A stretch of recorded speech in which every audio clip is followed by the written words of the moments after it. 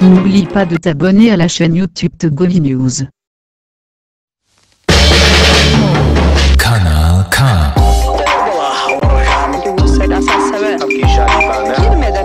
Kompass. Die Schweiz hat mehr als 4 Sprachen.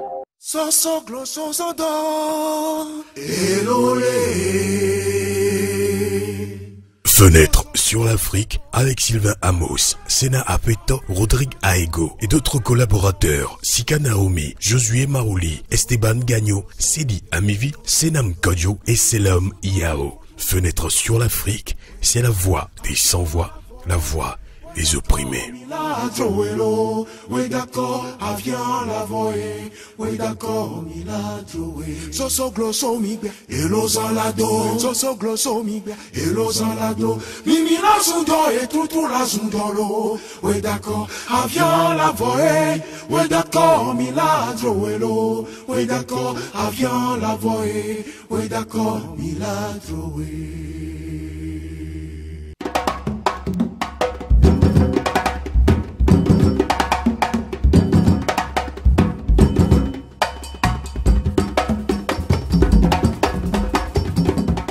Bonsoir Kinshasa, bonsoir Libreville, bonsoir Lomé, Bamako, Bujumbura, Dakar, Abidjan, bonsoir à toute l'Afrique, amis panafricains.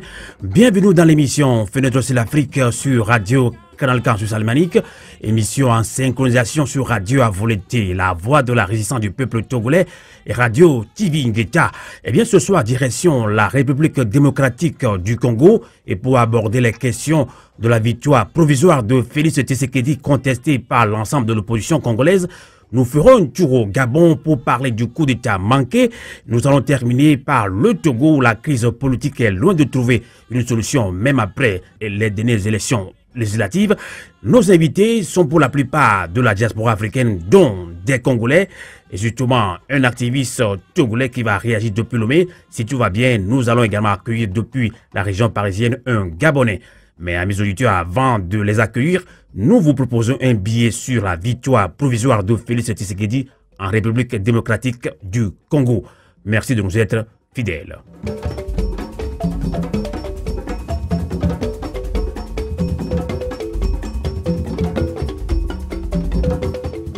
Amis auditeurs, rebonsoir. Victoire de Félix Tshisekedi à l'élection présidentielle en RDC. Qu'il le soit dit de go, nous nous félicitons de la tendance de fait qui est survenue au terme de l'élection présidentielle du 30 décembre 2018 en République démocratique du Congo. Pour la toute première fois dans l'histoire de ce pays continent en Afrique des Grands Lacs, une alternance politique sans armes s'est réalisée. Seulement, même si Joseph Kabila et son camp, relégués en 3e position, selon les résultats provisoires, semblent définitivement en incapacité de remporter ces élections, la victoire provisoire de Félix Tshisekedi porte en elle-même et affiche les germes d'un hold-up électoral. Acte 1. La vote-face spectaculaire de Félix Tshisekedi au lendemain de la signature de l'accord politique Lamuka de l'opposition congolaise à Genève le 11 novembre 2018. Acte 2. La candidature unilatérale de Félix Tshisekedi accompagné de son acolyte de circonstance, Vital Kamerhe, l'autre sortant de l'accord Lamuka. Acte 3.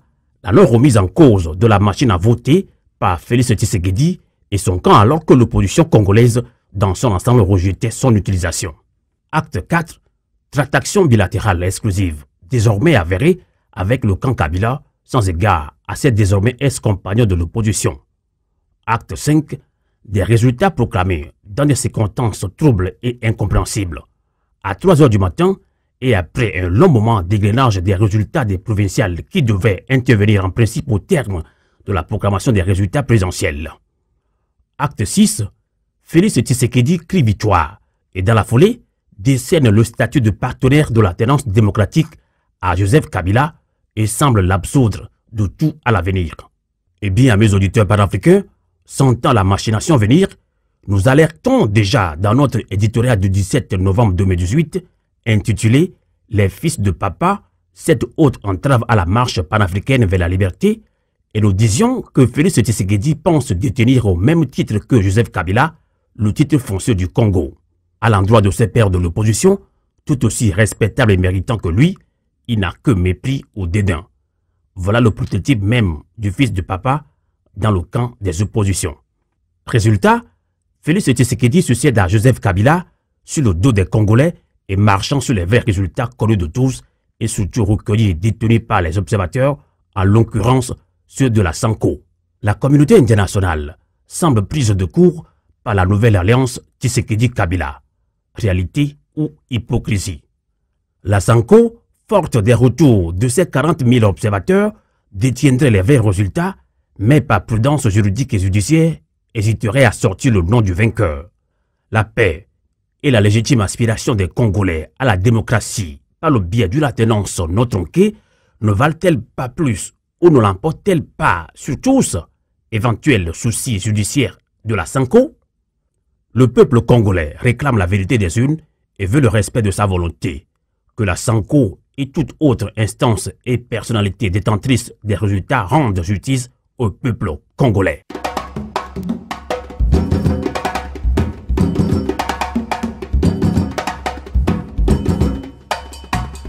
Eh bien justement, nous allons accueillir en ligne depuis ici même en Suisse à Fribourg. Nous accueillons d'abord Jean-Luc Ilunga, juriste analyste politique de la région des Grands Lacs et acteur de la société civile sur la promotion des droits humains, droits de l'enfant. Jean-Luc Ilunga, bonsoir. Bonsoir, monsieur Amos. Merci de nous accompagner dans ce débat panafricain sur la République démocratique du Congo. Nous accueillons également en Suisse, ici même, et Pélage Descartes, il est universitaire congolais. Bonsoir, Pélage Descartes depuis Fribourg. Oui, bonsoir, monsieur Amos. Merci beaucoup. Merci de nous accompagner dans ce débat panafricain. Et depuis Lomé au Togo, nous accueillons un grand panafricain, un activiste politique et de la situation politique au Togo. Nous accueillons Aguzo Ricardo depuis Lomé. Bonsoir, Aguzo Ricardo. Bonsoir, monsieur Amos. Bonsoir à tous les auditeurs de Radio Canal K. Merci de nous accompagner. Et tout de suite, la première question, je la soumets tout de suite à Pélage Descartes. Écoutez, et vous êtes congolais, donc je l'ai dit, vous êtes universitaire congolais basé ici même en Suisse, vous êtes à Fribourg. Et Félix Tshisekedi est fils d'Étienne Tshisekedi qui fut figure emblématique de l'opposition congolaise, et après ces résultats provisoires, remporte l'élection présidentielle déjà contestée par l'ensemble de l'opposition, justement, dont Martin Fayulu. Et en tant que citoyen congolais, Pélage Descartes, quelles sont vos premières impressions? Merci pour la question. Mes premières impressions, je vais d'abord dire aux Congolais merci d'avoir été témoin de votre histoire, parce que depuis la nuit des temps, il y a Patrice Emery Lumumba, dans les années 60, qui a dit, je cite, « L'histoire du Congo sera réécrite par les dignes fils du Congo ».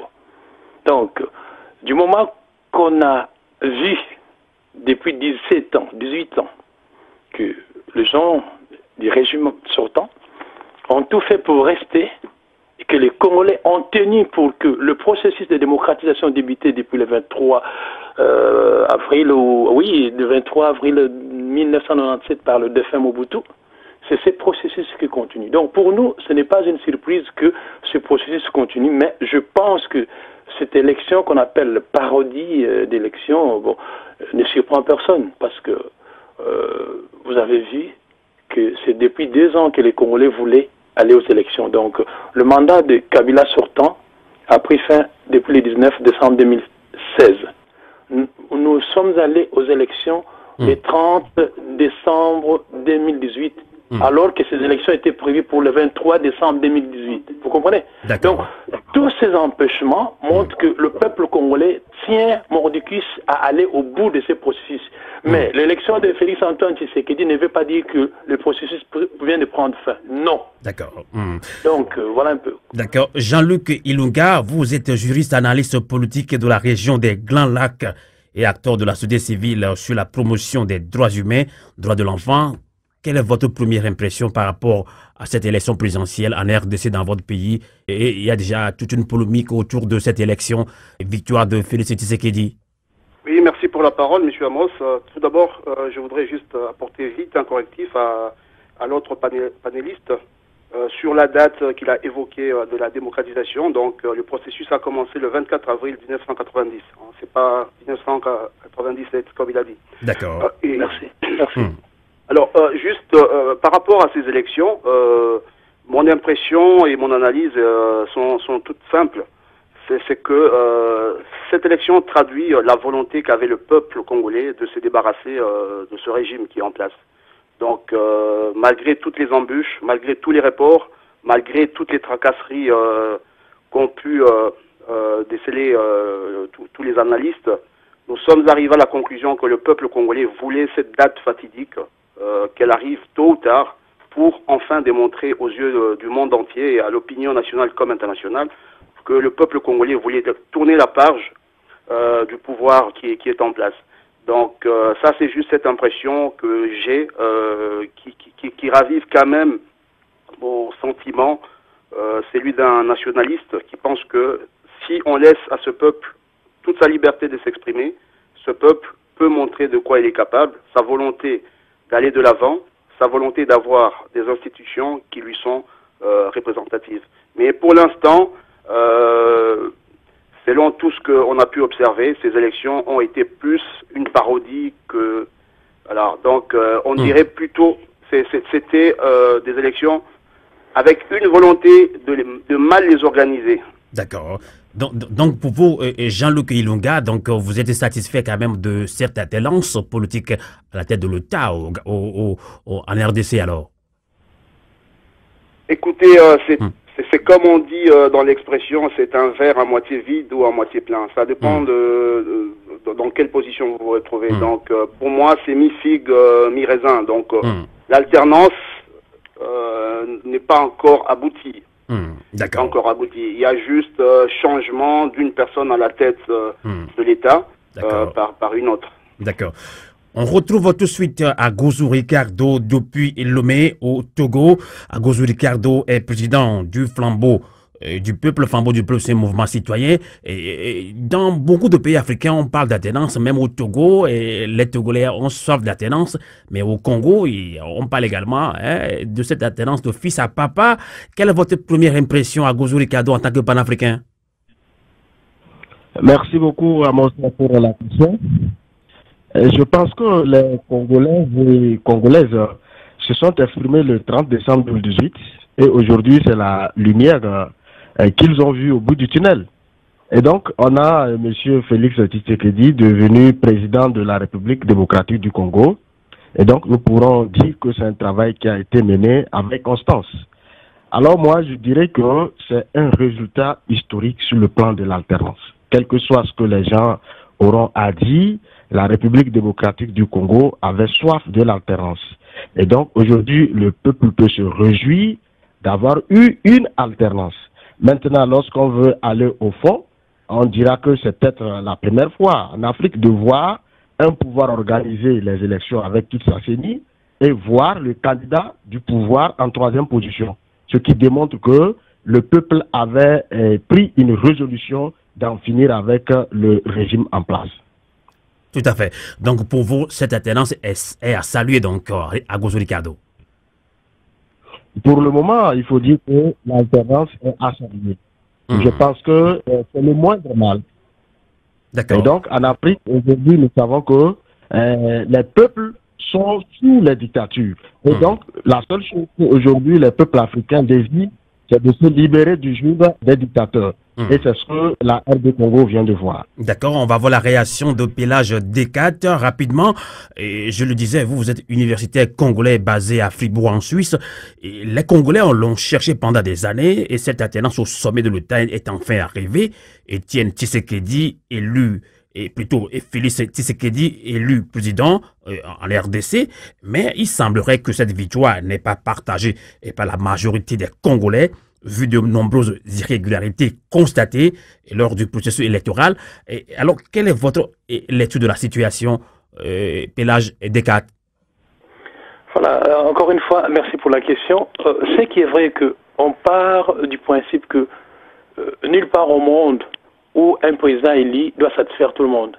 D'ailleurs, en Suisse, souvent on nous dit que non, la démocratie ne veut pas dire que tout le monde est d'accord. Non, il y a une majorité, mais qu'il faut aussi respecter une minorité. Alors, si cette minorité des Congolais trouve que non, les irrégularités qui ont accompagné ce processus électoral jusqu'à ce jour où je vous parle, l'Internet est coupé, le Facebook est coupé, tout est coupé.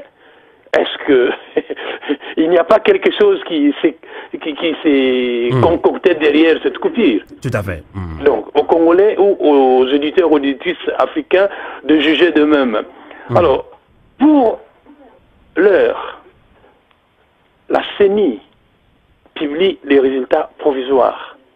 Mais il faut quand même voir entre le vote et la publication de ces résultats. Qu'a-t-il dit? Parce que nous sommes partis d'une observation selon laquelle il y avait 3 plateformes. Il y a les FCC, plateforme du président sortant, il y a les CASH, plateforme de Félix-Antoine Tshisekedi élu provisoirement, et puis il y a la MOCA, plateforme de Martin Fayulu, bon, candidat malheureux, s'il faut le dire ainsi.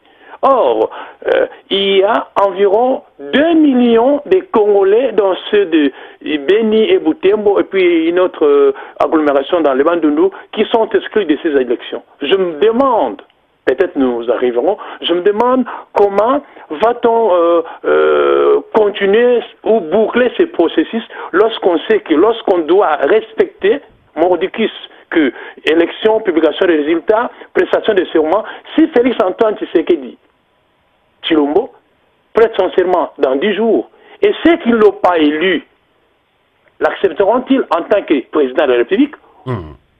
C'est la grande question.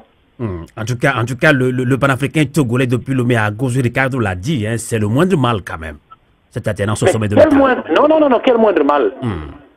Parce que c'est lui qui actuellement se sent malheureux pourra dire que non, écoute, Beni Butembo, en tout cas, sur 10 électeurs, peut-être je pouvais avoir 8,5 d'électeurs. Ce qui veut dire que non, l'écart devait se réduire si, généralement, tous les Congolais enregistrés comme électeurs élisaient ces jours-là. Peut-être que les résultats ne devaient pas être les mêmes. Donc les doutes continuent dans les mémoires des Congolais, dans les mémoires des observateurs, quand bien même devant un fait, on est là. Félix-Antoine Tshisekedi est élu président provisoirement. Tout à fait. On va voir comment va réagir Jean-Luc Ilunga, qui est également congolais. Il habite également Fribourg, aussi même en Suisse. Alors, Jean-Luc Ilunga, au lendemain de la signature de l'accord Lamouka, le 11 novembre 2018 à Genève, accord autour duquel une grande partie de l'opposition congolaise s'était entendue sur la mise en place d'une coalition. Et donc, du coup, Félix Tshisekedi a fait vote-passe. Alors, selon vous, y a-t-il un lien entre la sortie de Félix Tshisekedi de l'accord Lamouka et la victoire proclamée de ce dernier par la CENI? Oui, très bien. D'après certaines personnes qui observent très bien la scène politique congolaise, elles ont bien expliqué que la victoire de Félix Tshisekedi remonterait au lendemain de sa volte-face des accords de Genève. Donc, je ne peux pas moi-même affirmer cela. Mais moi, j'aimerais quand même revenir sur les caractéristiques de cette élection, bien que ça ne relève pas de votre question. Monsieur Pelage l'a très bien dit. Votre panéliste aussi, depuis Lomé, vient d'évoquer un adjectif très important, qui est celui d'historique. Dans ces élections non historiques, que par le fait que le président sortant pourrait être remplacé par un nouveau président qui est membre d'une opposition. Je dis d'une opposition parce que l'opposition, suite à l'éclatement des accords de Genève, cette opposition est devenue plurielle. Donc à ces jours, qu'est-ce que je voulais dire? Je voudrais insister sur le fait que la diaspora congolaise, qui est l'une des plus importantes africaines qui se trouve soit en Occident ou dans les autres pays africains, n'est pas partie à ces élections. Donc, alors que la constitution congolaise exige à ce que tous les Congolais en âge de voter soient électeurs ou éligibles. D'abord, ça c'est un premier fait. Un deuxième fait, c'est le report des élections au mois de mars de 2019 pour 3 territoires très importants, qui sont ceux de Beni, de Butembo et de Yumbi. Et quand vous regardez la différence entre Martin Fayoulou et M. Félix Tshisekedi, la différence est plus ou moins de 700 000 voix. Or, dans ces trois territoires, vous avez une réserve d'électeurs de plus ou moins 2 millions d'électeurs qui n'ont pas pu participer à ces élections. Donc, mis à part le fait que la diaspora n'a pas pu participer aux élections, parce que c'était une décision de la CENI et de l'Assemblée nationale congolaise, il reste que le président de la République, qui est élu au suffrage universel, n'a qu'une circonscription électorale qui est le territoire national congolais. Vous vous imaginez que 3 territoires n'auront pas participé à l'élection d'un président, et dites-moi dans quelles circonstances ce président pourrait appliquer son impérium sur ces territoires. Sachant très bien que le président prêtera serment d'après le calendrier qui a été encore confirmé hier par le président de la CENI, M. Corneille Nangaa, le 24 janvier 2018. Donc, au 24 janvier 2018, on aura un président qui pourra rentrer en fonction, alors qu'il y aura encore 3 territoires qui n'auront pas exprimé leur suffrage sur ce même président. Regardez un peu, c'est ces caractères-là que je trouve d'historique. Je ne vois rien d'historique dans une alternance qui n'est que l'échange des personnalités à la tête de l'État, mais sans que sur le fond, on puisse voir ce qu'il y aura comme changement réellement. D'accord. Alors, Pélage Descartes, en refusant d'être membre de la coalition de l'opposition, ils sont nombreux des Congolais qui pensent qu'il y a un accord en catimini entre Félix Tshisekedi et Joseph Kabila. Est-ce que vous avez les mêmes inquiétudes, Pélage Descartes? Voilà, les inquiétudes doivent exister. Ces inquiétudes sont à la fois des Congolais et même à la fois de tous ceux qui ont composé avec Kabila depuis 19 ans ou 20 ans. Pourquoi je dis ça? Mais l'UDPS, un parti né un certain 25 février 1982, ou non, 82 comme on dit en Suisse, vous comprenez? Exactement. Donc c'est un parti qui militait pour l'état des droits. Qu'est-ce qu'on entend par état des droits?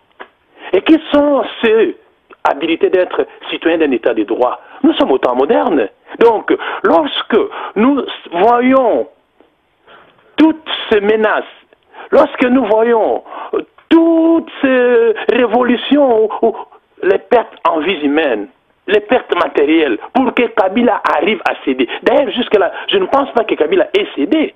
Il n'a pas encore cédé, vous comprenez? Donc, nous inquiétons le fait que, Kabila, qui souriait tout le temps, tous ceux qui l'ont accompagné, qui promettaient tout le temps, on verra une alternance civilisée entre un président sortant, un président élu. Mais pourquoi, diable, ont-ils refusé que les choses se passent selon la légalité? Kabila a transformé la constitution de notre pays comme un jeu de zapping.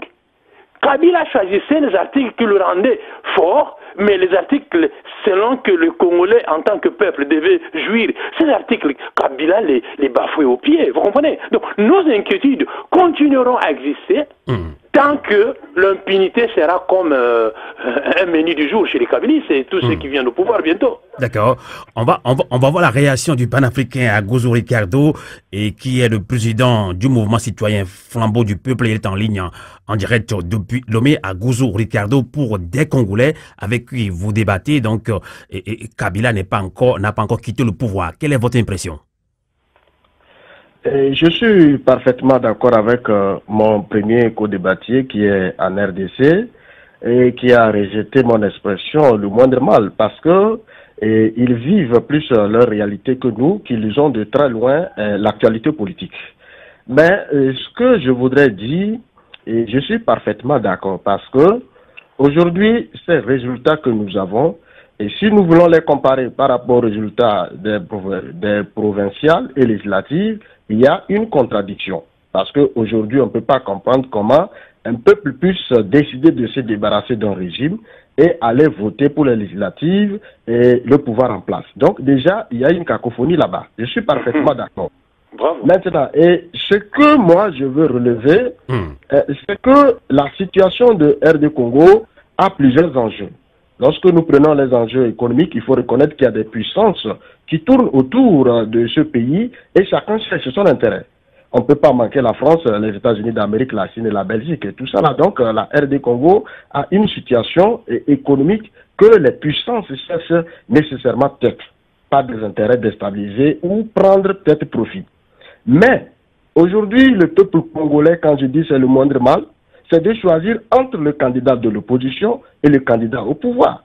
Si aujourd'hui Emmanuel Ramazani est allé en 3e position, c'est qu'il faut comprendre que le peuple a résolument décidé qu'il ne veut plus de ce régime. Donc, il est question de se frotter les mains. Mais si c'est l'opposition aujourd'hui entre Félix Tshisekedi et Fayoulou qui s'affrontent, on se dit qu'il faut nécessairement une assise. C'est pourquoi j'ai d'abord apprécié la réaction de l'Église qui prend acte, mais qui dit que ce n'est pas le résultat des urnes. Parce qu'aujourd'hui, l'Église se dit que l'objectif visé est plus ou moins atteint. Nous avons voulu l'alternance. Maintenant que c'est l'opposition qui est proclamée, il faut voir comment faut-il réfléchir pour éviter le pire qui puisse arriver. D'accord. Vous avez remarqué la réaction de la France. Et cette réaction a un sens très lourd. On va se poser la question, qu'est-ce qui se prépare derrière? Tout à fait. À cause des cadeaux, on va comment en parler. Hein? Et la réaction de la communauté internationale, ces questions arrivent dans quelques minutes. Mais puisque je pense que Jean-Luc Ilunga veut quand même nous quitter parce que voilà, il a quand même d'autres préoccupations. On a encore, je pense que 10 minutes encore avec nous, je vais quand même le relancer. Jean-Luc Ilunga, vous avez écouté la réaction du panafricain togolais en ligne depuis Lomé, vous l'avez écouté. Et justement, il a mis un peu l'accent sur la réaction des évêques de l'Église catholique. Et là, écoutez, la conférence nationale épiscopale au Congo, la CENCO, a demandé vendredi dernier à l'ONU de faire publier les procès-verbaux du scrutin présidentiel du 30 décembre dernier. Alors pourquoi justement la CENCO ne publie-t-elle pas ses propres résultats? Oui, très bien, parce que selon la loi électorale congolaise, la CENCO n'a pas prérogative de publier les résultats d'une élection. Elle n'a pas des candidats d'abord, donc elle participe à ces élections juste en tant qu'observateur. Donc à ce titre-là, elle n'est même pas partie à une procédure de contestation. Mais non, toute la question est celle de se dire, est-ce que l'Église, en tant qu'acteur très important de la société civile congolaise, pourrait-elle quand même faire état des résultats qu'elle a? Vous avez bien vu que l'abbé Chollet, il a dit que ça n'appartenait pas à l'Église de déclarer qui était gagnant, qui était perdant, mais juste de dire que les résultats qui ont été proclamés par la CENI ne correspondaient pas à la vérité des urnes que l'Église catholique tenait, parce que l'Église catholique avait l'une des missions les plus importantes d'observation, avec plus ou moins 40 000 observateurs. Et le soir déjà du 30 décembre de 2018, l'Église avait plus ou moins compilé les résultats avec une marge d'erreur de seulement 1%.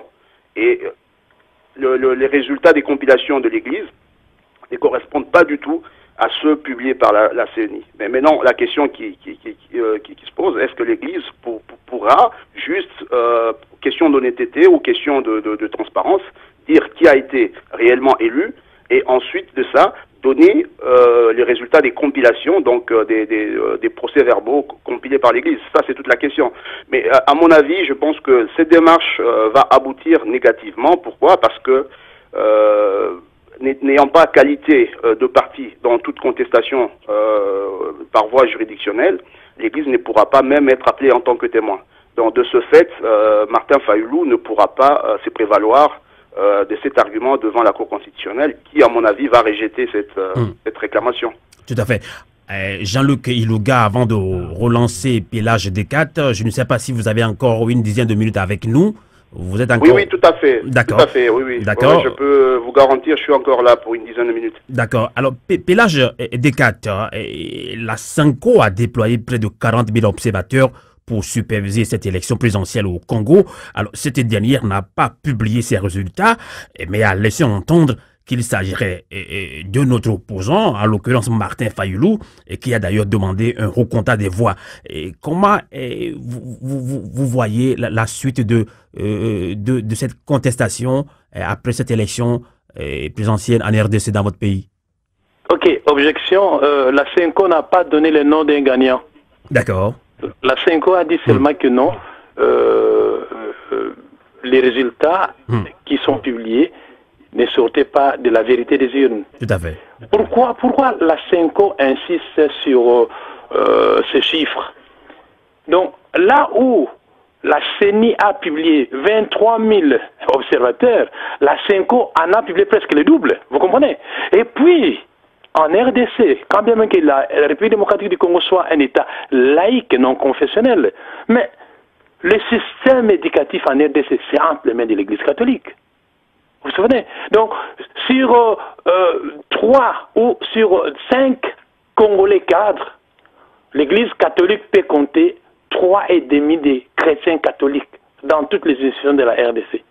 Ce qui veut dire que la RDC ne peut rien réussir sans l'Église catholique. Et qui dit Église catholique en RDC dit CENCO. Vous comprenez? Donc, la CENCO qui veut que la reconstruction de la RDC soit l'œuvre des Congolais et Congolais, et par exagération, je dirais que soit l'œuvre des chrétiens, plus un peu une dose des chrétiens catholiques congolais, vous comprenez que la CENCO tient mordicus à ce que les fruits de son travail soient élevés. La CENCO, Jean-Luc Ilunga vient de le dire, n'a pas cette qualité de publier les chiffres parce qu'il n'a pas officiellement de cas de candidats. Mais par et à travers certains candidats de différentes plateformes, l'Église catholique se retrouve. Mais la CENCO aurait, je dis bien, aurait remis ces résultats au Conseil de sécurité des Nations Unies. Je crois, par à travers certains échanges, lorsque M. Nanga dit que l'ONU doit protéger le président élu, là, il y a quelque chose qui ne va pas. Parce que Nanga dit que ce sont des résultats provisoires. Mais pourquoi l'ONU, en l'occurrence la MONUSCO, doit seulement protéger l'élu et pas le peuple congolais? Or, selon les différentes résolutions qui ont mis en place la MONUSCO, c'est pour protéger Congolais et Congolais, élus ou non élus. Vous comprenez? Tout à fait. Donc là, en tout cas, ça ne joue pas, il y a quelque chose qui ne marche pas. Donc, s'il y a eu négociation en catimini, s'il y a eu arrangement en catimini, en tout cas, comme on dit, l'eau qui tombe goutte à goutte finit par remplir une bouteille. Attendons voir si la bouteille de la RDC sera remplie d'ici là. Tout à fait. En tout cas, avant de relancer Jean-Luc Ilunga, qui va d'ailleurs nous quitter dans ce débat panafricain, élection présidentielle en RDC, justement, et selon les dernières informations que nous avons reçues, et donc au niveau de l'ONU, donc l'ONU demande à ses opposants contestataires de faire recours selon la loi de la constitution congolaise. Donc Jean-Luc Ilunga, la CENCO, la France et la communauté internationale affirment que les résultats proclamés ne sont pas conformes aux données des urnes. Donc finalement, il y a un problème de légitimité de la victoire de Félix Tshisekedi. Oui, bon, comme on l'a dit tout à l'heure, ça dépend de quel camp on se trouve. Nous, dans notre analyse, on n'essaye pas de pencher pour l'un ou pour l'autre. Nous essayons d'être le plus neutre que possible. La situation, elle est toute simple. Si M. Félix Tshisekedi était élu par le peuple congolais d'une manière claire et nette, ce qui est, voilà, on dira que sur Terre, c'est presque impossible, mais si vraiment cette victoire de Félix Tshisekedi, dont il se prévaut, n'était pas entachée de toutes les rumeurs d'une négociation secrète qui se serait faite, voilà, je pense que tout le monde abdiquerait et dirait que Félix Tshisekedi est le président élu, même si l'alternance ne change pas grand-chose sur le fond du pouvoir ou de la gestion du gouvernement. Le peuple congolais serait tout à fait patient à se dire, voilà, c'est une alternance qui s'est faite, on a obtenu un petit pas, quitte à attendre dans 5 ans, les choses pourraient peut-être changer autrement. Mais là, c'est déjà le premier constat. Le deuxième constat, c'est juste pour vous donner une anecdote. Vous vous imaginez que personne n'avait les résultats dans les deux camps, à part ceux du pouvoir, parce que la CENI étant plus ou moins féodée au gouvernement, donc les membres du gouvernement, particulièrement le ministre de l'Intérieur, devaient normalement avoir les résultats, parce que c'est celui qui coordonne aussi la CENI à travers tous les bureaux, les gouverneurs de province. Mais vous imaginez déjà que l'UDPS était déjà en fête autour des 16 heures le jour de la proclamation des résultats. Les membres de l'UDPS fêtaient déjà leur victoire. qui n'était pas encore évoqué. Et en plus de ça, Monsieur Félix Tshisekedi a été enlevé. C'est pas un enlèvement musclé d'une manière négative, mais il a été sécurisé directement par les services de la sécurité congolaise en l'enlevant de sa résidence pour l'amener dans un lieu sûr. Donc vous vous imaginez que quelqu'un qui devait attendre les résultats, qui ne pouvait tomber qu'à 3 heures du matin le lendemain, mais à 16 heures la veille, il était déjà mis en lieu sûr alors que personne n'avait la confirmation de résultats. Ça, ce sont des faits qui se sont déroulés à Kinshasa. Donc tout ceci démontre qu'il y a eu un deal qui a été boutiqué à l'avance. Et c'est ces sentiments, c'est cette analyse qui font que cette victoire qu'on peut dire de M. Félix Tshisekedi, si elle est nette, ça arrangerait tous les Congolais. Mais comme vient de le dire aussi votre panéliste depuis Togo, depuis Lomé, ce qui choque un peu, c'est le fait que on a vu le raz-de-marée à chaque fois que les candidats de l'opposition s'est déplacés d'une contrée à une autre, d'une province à une autre, alors que le candidat du pouvoir n'est récolté que des colibés, de jets de pierre, et on a vu des images, les t-shirts à son effigie étaient portés juste au moment où il s'est trouvé dans un lieu, et aussitôt qu'il était parti, on brûlait tout de suite son effigie. Tout cela veut dire quoi? C'est que si les résultats qui sont plus ou moins clairs de l'élection de Félix Tshisekedi à l'élection présidentielle, il devait être aussi suivi par l'élection des assemblées provinciales et de l'Assemblée nationale. Vous vous imaginez que le Sénat sera élu par les assemblées provinciales qui sont à 80% représentés par les membres du pouvoir sortant. L'Assemblée nationale, mêmement, parce que hier il y a eu les résultats, je ne sais pas si vous avez suivi, la plateforme de M. Kabila compte plus ou moins 350 élus. Et tous ces futurs députés ont été élus sur la plateforme du FCC et dont les partis politiques ont été créés il n'y a même pas plus de 2 mois. Vous vous imaginez que toutes ces personnalités vont devenir des membres soit du gouvernement ou de l'Assemblée nationale qui donneront au pouvoir sortant encore une majorité écrasante. Donc on a un président qui a accepté sûrement un deal d'être chef protocolaire, mais pas un chef ayant l'impérium. C'est ce constat qui donne un goût amer à cette élection. Et les gens se disent, voilà, si ceci relève d'un deal, voilà, il faudra que le peuple congolais aille jusqu'au bout, comme l'a dit M. Pélage, dans sa volonté, dans sa quête de changement profond. C'est clair qu'on n'obtiendra pas le changement profondément à la suite de ces élections. C'est un travail qui doit être fait par la société civile. Nous en sommes membres. Comme aussi M. Pélage, il travaille aussi sur la question de renforcement et des compétences des droits des citoyens. C'est tout ce travail qui doit être fait, et par d'autres mouvements. D'accord.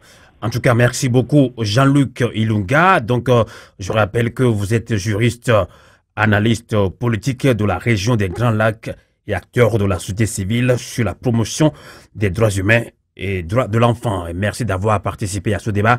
Nous vous disons bonsoir et à très bientôt pour un autre débat panafricain. Quant aux autres invités, restez en ligne, nous allons continuer ce débat.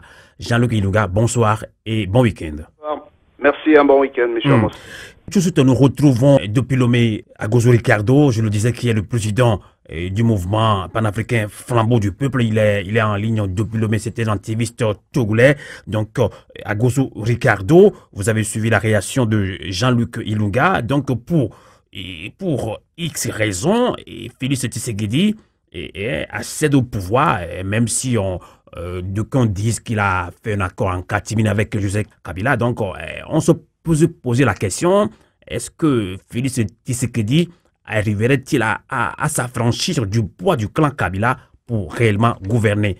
Agozo Ricardo. Alors, moi, je dirais que ça va être compliqué avec les résultats des provinces et puis les législatives qui viennent d'être données. Ça va être compliqué à moins qu'il y ait eu des alliances. Donc, Félix Tshisekedi, si il veut faire un travail sérieux, il a besoin des alliances. Et donc, aujourd'hui, il faut reconnaître que ce qui est en train de se passer, il doit falloir nécessairement que l'Église catholique a joué un rôle très important, je parle de la Cinco, puisse réunir ces acteurs, parce que c'est cette Église qui a été médiateur de la crise. Donc, il faudrait que cette Église puisse réunir ses acteurs pour réellement discuter et mettre les choses à terre. Mais s'il faut continuer dans cette lancée, je crois que la RDC sera un pays invivable parce que déjà nous comptons des morts. Et connaissant déjà le blocage, l'anti-pouvoir que le pouvoir a déjà eu au niveau des législatives, ça va être très compliqué pour Félix Tshisekedi. C'est ce que moi je pense. D'accord, on va voir ce que pense Pélage Descartes, universitaire à Fribourg, il est congolais. Alors Pélage Descartes, si pour X raison, Tshisekedi fils accède au pouvoir, et on pense déjà qu'il a fait quand même un accord en catimini avec Joseph Kabila, arriverait-il à s'affranchir du poids du clan Kabila pour réellement gouverner? Bon, en tout cas, je doute fort. Pourquoi je dis ça? Quand on vous parle de l'UDPS, le président défunt Etienne Tshisekedi Moulumba, quand on parle de l'UDPS, dans l'UDPS, il y a une image qu'on dit la formule de la pyramide renversée. C'est-à-dire quoi? C'est la base qui décide dans l'UDPS. Vous veniez tout à l'heure de dire que après l'accord de Genève, Félix Antoine Tshisekedi, président national de l'UDPS, a fait volte-face pour sortir et en duo avec Vital Kamerhe, former une autre plateforme qu'on appelle Cash. Et aujourd'hui, vous comprenez? Donc, ce n'était pas une volonté de Félix Antoine. C'était la base de l'UDPS qui a fait pression à Félix en disant « Retirez-vous de cet accord, la Mouka de Genève, sinon nous allons vous destituer. » Parce que, pour une fois, je vous dis une chose, hein, la RDC existe, mais l'UDPS actuel a montré que le président national d'un parti politique ne s'impose pas. Je poserai la question aux Africains et aux Congolais qu'on nous cite un parti politique en RDC dont le président national a été élu, excepté l'UDPS. Vous comprenez? Donc, tout ce qu'on peut s'imaginer aujourd'hui, oui, c'est normal. Mais, dites-vous une chose, si nous lisons certains articles de la Constitution de la RDC, le président élu a le pouvoir de dissoudre le Parlement. À la lire où vont les choses, je connais un peu les gens de l'UDPS. Bon, je connais un peu la soif qui habite certaines personnes de se voir être au pouvoir, peut-être pour venger, peut-être pour montrer leurs compétences et leurs qualités en tant que gouvernant. Vous comprenez? Mais à la lire où vont les choses, il y a risque que la RDC, après le 24 janvier, donc après prestation de serment, que cette RDC n'avance plus. Parce que les conflits en RDC, ce n'est pas un conflit des Congolais, non. J'aime dire ça aux Congolais et surtout aux Africains de comprendre que non. Lorsque Mobutu partait par une incompréhension avec ce qu'on a vécu, il y a eu Laurent Désiré Kabila qui est venu. Mais Laurent Désiré Kabila était une marque déposée de l'Ouganda, du Rwanda et du Burundi, avec un parapluie qu'on appelle la communauté dite internationale. Vous comprenez? Donc, Laurent Désiré Kabila, ayant constaté la pression à l'intérieur de la RDC, a voulu se séparer de ses parrains rwandais et ougandais. Il sera assassiné et les soupçons pèsent toujours que non, l'assassin de Laurent Désiré Kabila, c'est celui qui porte le nom de Joseph Kabila aujourd'hui. La preuve en est que 18 ans après, les soi-disant auteurs de cet assassinat n'ont jamais été jugés.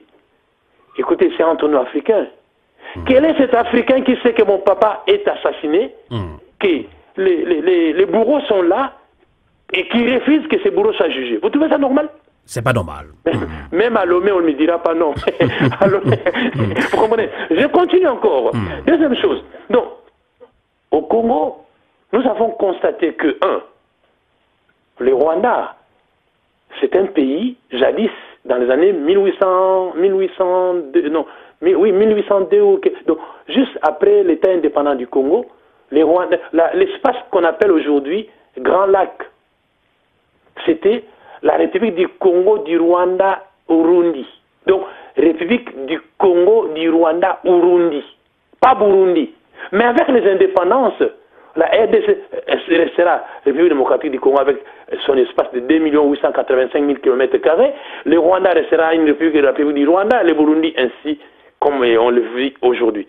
Mais, depuis que Kabila est venu aux affaires en RDC, mais le Rwanda veut même se comparer à la Suisse. Vous comprenez?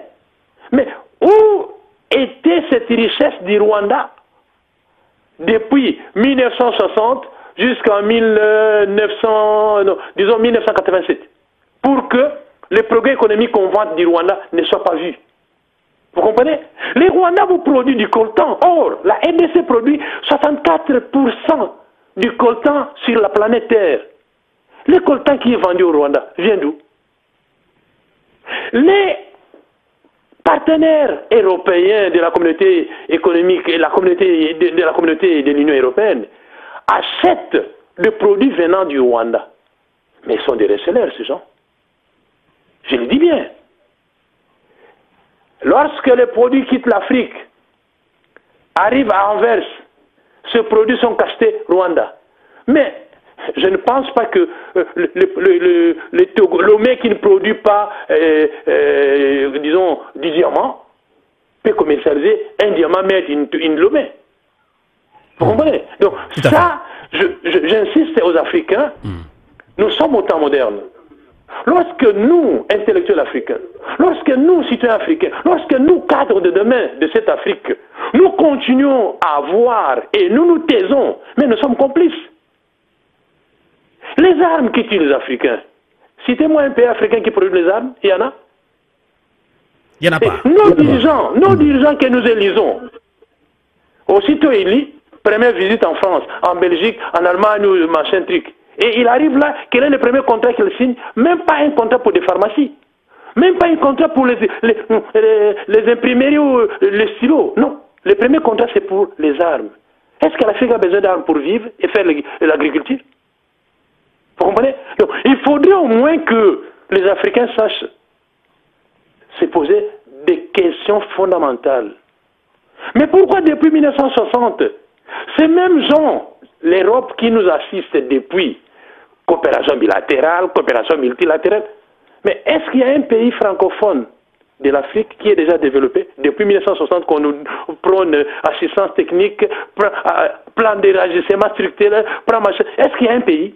Même nous là, l'Afrique francophone, il y en a? Non, pas du tout. En tout cas, Pélage Descartes, vous avez bien expliqué la situation. Donc, on va relancer Agozo Ricardo, le grand panafricain togolais en ligne depuis Lomé. Il est président du Flambeau du Peuple, un mouvement citoyen très actif dans la crise sociopolitique au Togo. Agozo Ricardo, vous avez suivi le Congolais. Il est ici même en Suisse. Il habite à Fribourg. Pélage Descartes, vous l'avez suivi. Alors, justement, parlant de cette élection en République démocratique du Congo, et que cherche justement la France en remettant en cause en premier au sein de la communauté internationale les résultats de la CENI, selon vous? Alors, monsieur Amos, avant de répondre à votre question, je vais un peu revenir sur peut-être l'accord clandestin signé entre Tshisekedi et peut-être le clan de Kabila. Je voudrais juste souligner que aujourd'hui, et si réellement qu'il y a eu un accord et que Félix est président de la République, ça doit servir un peu de leçon à certains acteurs politiques. Pourquoi je le dis? Parce que lorsque vous suivez les discours de Félix, si réellement il a pu avoir la main tendue de Kabila, c'est parce qu'à un moment, il a un discours rassembleur. Donc Kabila se retrouvant dans une situation de pression pour quitter le pouvoir, ne sachant pas à quel sein vouer, est-ce qu'il sera traité comme Gbagbo et renvoyé à la CPI par les Occidentaux? Donc tout ça là, il a jugé mieux de voir celui qui tient un discours rassembleur et que demain, s'il n'est pas au pouvoir, il sera protégé. Je crois qu'une alternance comme ça, on peut la qualifier d'une alternance pacifique, et il revient à Félix par rapport à son discours de savoir qu'il n'a pas la majorité à l'Assemblée nationale et comment tisser les alliances pour ramener la paix au niveau de la RD Congo. Voilà ce que j'ai voulu souligner. Maintenant, pour la France, nous ne devons pas perdre de vue le rôle que joue la France en Afrique. La France, Afrique qui continue. Dans tous les pays africains ici, francophones, le rôle que la France joue. Moi, j'ai été personnellement choqué, si ce n'est pas que j'ai vu la vidéo. Et lorsque le ministre des Affaires étrangères, Yves Le Drian, parlait, j'ai pensé à un opposant congolais. Je n'ai pas pensé qu'une puissance comme la France puisse réagir comme ça. Même la CENCO qui disait avoir les résultats ne s'est pas encore prononcée avant la France. Ce qui voudrait dire qu'aujourd'hui, ce que la France espérait a échoué. Si vous prenez mon premier développement, vous allez comprendre qu'il y avait un candidat peut-être qu'on soutenait pour certains intérêts, mais on se voit dribbler. Donc, il faut nécessairement revenir sur cette affaire pour pouvoir maintenir son candidat. C'est l'analyse que je fais. Et vous êtes en train de voir que c'est la France qui met la pression. Puisque le ministre Yves Le Drian dit que la France fait partie du Conseil de sécurité. Et donc, la France doit peser, les États africains doivent peser, les sociétés civiles doivent peser pour que les résultats des jeunes soient donnés. Ce qui veut dire qu'il y a déjà une pression occidentale. Et je dirais que les pays africains que nous sommes, nous en tant que citoyens, les sociétés civiles doivent savoir que s'il y a un problème dans nos États, c'est à nous de les régler. Ce n'est pas une puissance étrangère de venir régler notre problème. Si les Congolais se sont entendus pour remettre le pouvoir à Félix, il leur revient de savoir comment s'organiser. C'est pourquoi je parlais de la FENCO, qui a un rôle déterminant à jouer dans cette crise. Donc la France devrait carrément s'arrêter parce que je vois déjà l'ONU qui s'excite. Ça veut dire que ces intérêts des Occidentaux est toujours mis en jeu et donc ils veulent à tout prix ramener cette situation de la RD Congo en arrière. D'accord. Eh bien, merci beaucoup pour votre analyse. Avant de relancer Pélage Descartes ici même à Fribourg, Pélage Descartes, je le disais, il est universitaire congolais et vient de nous rejoindre dans ce débat panafricain sur l'élection présidentielle en RDC. Et Dr Jean-Aimé Moukétou, et il est gabonais et donc c'est quelqu'un qui n'est pas qui n'est plus à présenter dans cette émission panafricaine Phénomène de l'Afrique. Dr Jean-Aimé Moukétou, bonsoir. Oui, bonsoir Sylvain Amos. Merci de nous rejoindre dans ce débat. Nous avons ici même en Suisse à Fribourg et Pélage Descartes qui est universitaire congolais.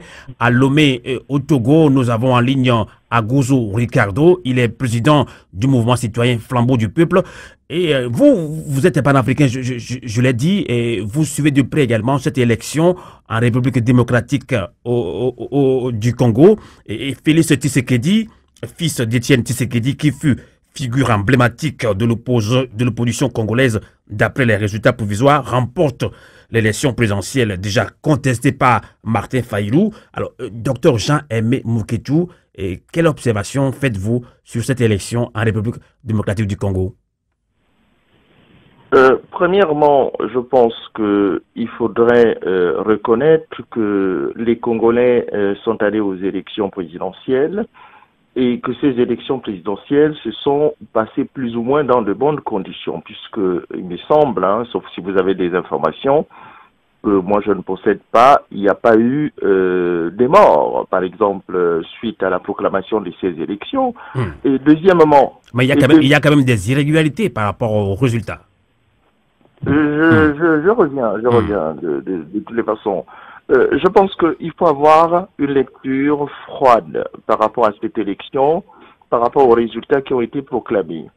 La question qui se pose, est-ce qu'il s'agit de l'opposition qui a gagné cette élection? Point d'interrogation. On parle d'Étienne Tshisekedi. Très bien. Est-il opposant? Félix. Point d'interrogation. C'est Félix Tshisekedi qui... Oui, Étienne, Félix, Etienne Tshisekedi, voilà, je corrige très bien. Félix Tshisekedi. Est-il opposant? Point d'interrogation. Martin Fayulu, est-il opposant? Point d'interrogation. Pour ce qui me concerne, je veux être clair. Je pense que la victoire de cette opposition vient du côté de l'opposition. La victoire de cette élection, je vais dire, vient du côté de l'opposition. Parce que je ne comprends pas qu'aujourd'hui, qu'on me dise que ce sont les deux candidats de l'opposition qui sont en train de contester l'élection, notamment du côté de M. Martin Fayulu. C'est quelque chose d'incompréhensible. Alors que nous savions qu'en face, nous avons un dictateur, un barbare venu tout droit du monde des ténèbres, qui a passé tout son temps à assassiner les Congolais. Vous savez, à un moment donné, quand on parle de politique, il faut être rusé. Et Félix Tshisekedi, il a été déclaré vainqueur. C'est pas mon candidat, je vous le dis. Mais, à mon avis, je pense qu'il faudrait que l'opposition congolaise soit vigilante. Parce que, si elle n'est pas vigilante, elle tombera dans le piège qui est tendu par le dictateur Joseph Kabila. C'est-à-dire? Qui consiste à faire quoi? Faire une, si vous voulez donc, une confrontation directe entre Félix Tshisekedi et Martin Fayulu. En fin de compte, nous allons assister à quoi? Pourquoi pas à une annulation de cette élection. Donc, à la pérennisation du pouvoir du dictateur Joseph Kabila. Quel est le piège? Pour ce qui me concerne, je ne peux qu'envoyer le message suivant au président Félix Tshisekedi et au président Martin Fayulu, qu'ils se retrouvent, je dis bien, autour d'une table pour qu'ils puissent regarder l'avenir de ce pays qui est en train de souffrir, qu'on est en train d'exploiter depuis je ne sais pas combien d'années. Voilà ce que moi je peux apporter comme contribution pour que nous ne revenions plus dans la situation de l'enracinement de la dictature. Et vous verrez que la prise du pouvoir par M. Félix Tshisekedi peut glisser plus tard, parce que la politique, je ne sais pas, le mandat dure combien d'années en République démocratique du Congo? C'est un mandat de 5 ans. 5 ans. Écoutez, 5 ans, en 5 ans, M. Martin Fayulu, il est jeune. Il n'est pas, c'est pas une personne âgée. D'accord. Et je pense qu'il y a des élections qui arrivent, les élections législatives, puisqu'on parle maintenant du changement et de l'alternance. Non, Fayulu est déjà élu. On va relancer. C'est bien. Donc il a déjà les députés. Mais je pense qu'il a eu pas mal de députés. Je pense qu'à l'Assemblée nationale du Congo, il a eu pas mal de députés. Ça veut dire que M. Félix Tshisekedi, il n'aura pas, si vous voulez donc, le contrôle total de la politique congolaise. Il aura une opposition digne de son nom en face de lui. Venant de l'opposition, bien sûr. Je ne sais pas si je me fais comprendre. D'accord. On va relancer Pélage Descartes qui est congolais, donc qui va voir, on va voir s'il est d'accord avec votre proposition. Pélage Descartes. Oui, merci. Je salue les confrères gabonais. Docteur Jean-Aimé Mouketou. Voilà, docteur Jean-Aimé, salut. Donc, on dit chez vous, je crois que c'est Mibaramo. Donc, le problème, hein, au fait, à sa suite, je dirais ceci. Ces analyses sont fondées, c'est vrai. Mais il me semble qu'il devait encore avoir plus d'informations. La preuve en est que je lui ai complété en disant que Martin Fayulu est élu député national, parce que chez nous, vous pouvez être candidat dans les trois députations, quoi, présidentielle, nationale et provinciale. Et Fayulu est élu député national. Ça, c'est encore les cachets de ces systèmes concoctés par Kabila, qui sait que la loi présente en RDC prévoit des mesures de grâce pour les ex-présidents de la République démocratique du Congo. Et pour la toute première fois que notre pays, depuis 1960, qu'on aura un ex-président vivant. Vous comprenez? Le défunt Kassavubu, premier président, fils tué avec Patrice Emery Lumumba, Joseph Désiré Mobutu, mort au Maroc, Laurent Désiré Kabila, assassiné au Congo même. Et voilà Joseph Kabila, ex-président, vivant. Et dans ces arrangements-là, le président sortant devient sénateur à vie. Pour une première, vous comprenez? Donc, pendant 20 ans presque, les gens qu'on appelle les kabylistes ont concocté une constitution sur mesure, donc taillée sur mesure, vous comprenez? Or, bien-aimés africains qui nous suivez, vous savez que Il y a deux pays qui sont venus combattre à l'intérieur de la RDC. Le Rwanda et l'Ouganda se sont battus sur le territoire national RDC. C'est un crime, condamné même partout. Kabila ne veut même pas solliciter les juridictions internationales pour que... Allô?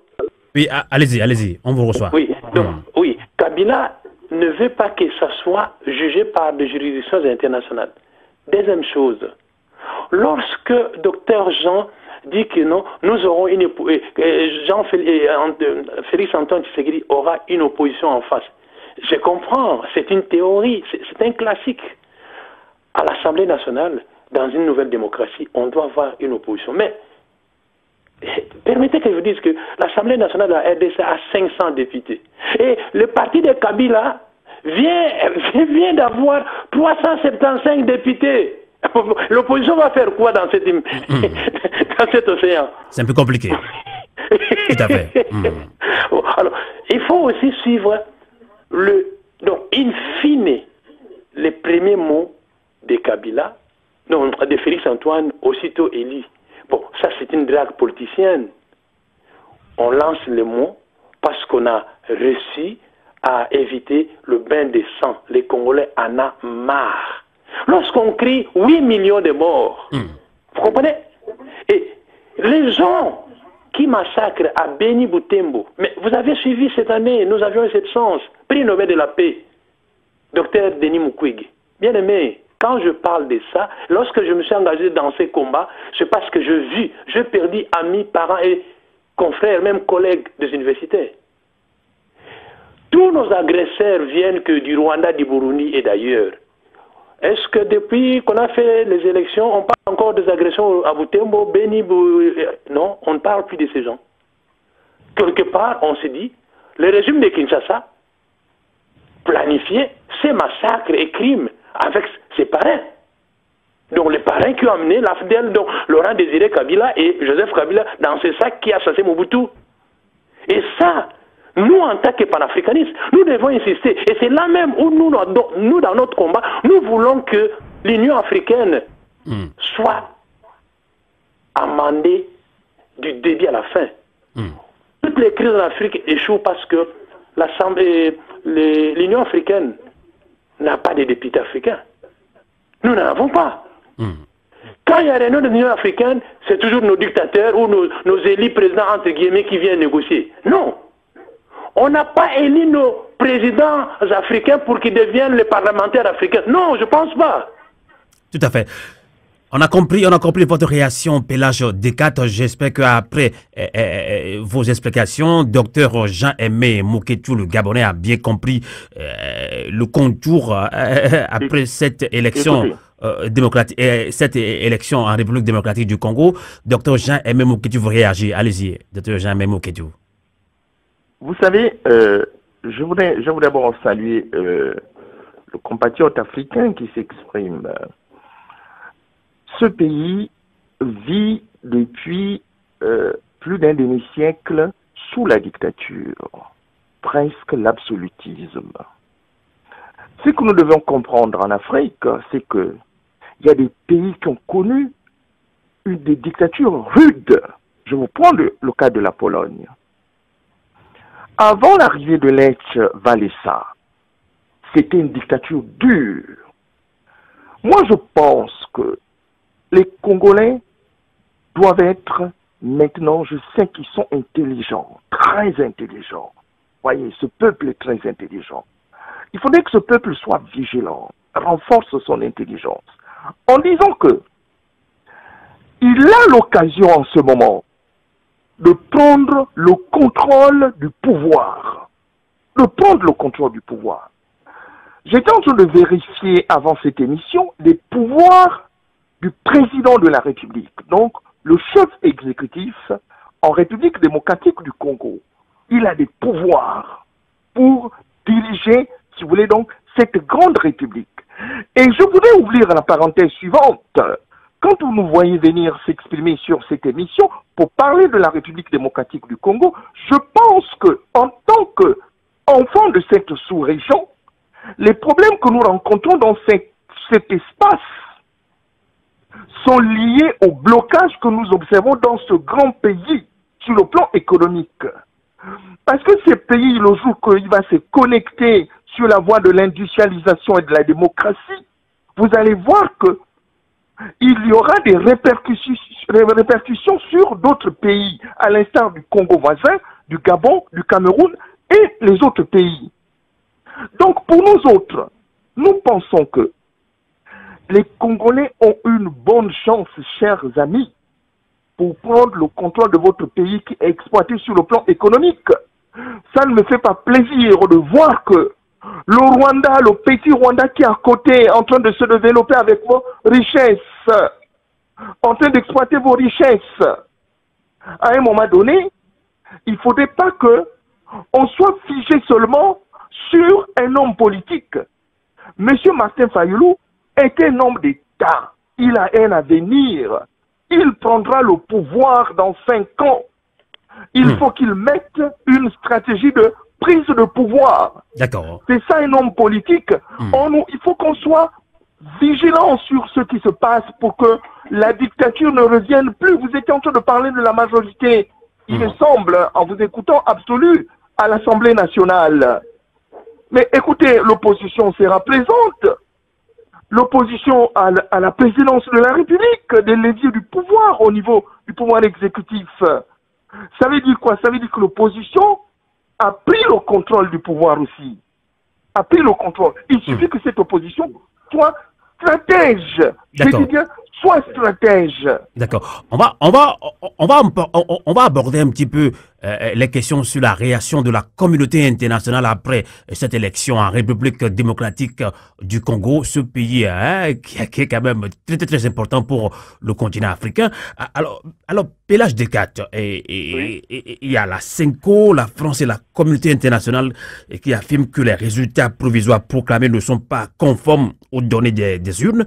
Et justement, pourquoi la France ou la communauté internationale a pu le faire dans le cas de la RDC et non pas dans d'autres pays tout récemment, comme au Mali, au Cameroun, et justement la problématique de la transparence des élections au Togo.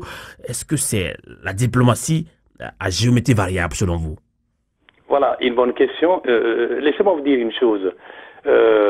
Lorsqu'on parle de la francophonie en Afrique, je crois, la RDC est le premier pays de la francophonie, à moins que je me trompe. Donc, la France, quand bien même, et la RDC, quand bien même, ne soit pas une ex-colonie française, mais nous parlons français comme quatrième langue nationale. Vous comprenez? Donc, avant qu'on arrive aux élections, il y a eu élection du secrétaire général de l'OIF. Or, en Afrique, nous savons que depuis la crise post-génocide du Rwanda, le Rwanda n'est plus pays francophone. Mais posez-vous la question aujourd'hui, qui est l'actuel secrétaire général de l'OIF, l'Organisation internationale de la francophonie? C'est une Rwandaise. Et ça, c'était avec la bénédiction française. Vous comprenez? Tout à l'heure, Jean-Luc vous a parlé, quand même qu'il soit parti, des deals. Or, les Congolais de partout ailleurs savent que Kabila n'a été qu'un président fictif. Mais celui qui a géré pendant 20 ans la RDC, c'était Paul Kagame. Et de l'autre côté, c'était Museveni. Lorsque les gens, je suis content que les panafricanistes, Dr Jean, aient dit que le Rwanda se développe en pillant les richesses du Congo, au temps moderne.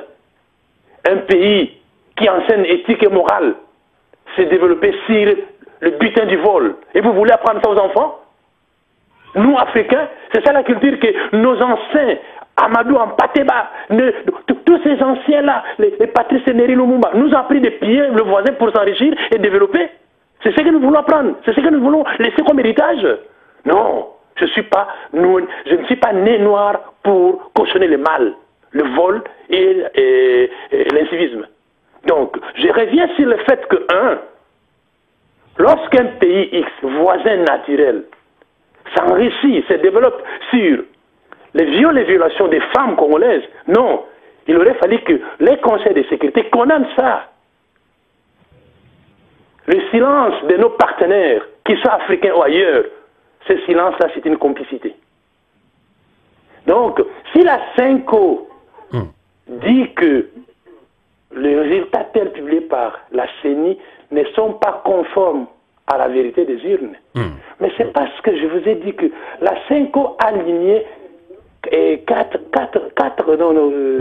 000. Il n'y a pas que la Cinco, et surtout la Belgique. La Belgique insiste. Hein? Oui, la Belgique insiste parce que la Belgique a perdu sa main sur l'économie de la RDC. Mais laissez-moi vous dire une chose. Lorsque vous lisez partout ailleurs que non, la République démocratique du Congo, c'est un scandale géologique. Cette phrase n'est sortie que de premiers scientifiques belges. La RDC peut nourrir l'Afrique et même une partie du monde entier avec ses gisements miniers.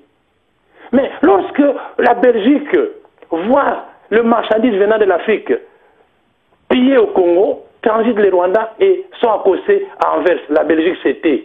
Mais écoutez, nous ne sommes pas ces Africains aveugles. Hein. Nous sommes au temps moderne. Nous sommes pays signataires, pays membres de différents traités, accords internationaux.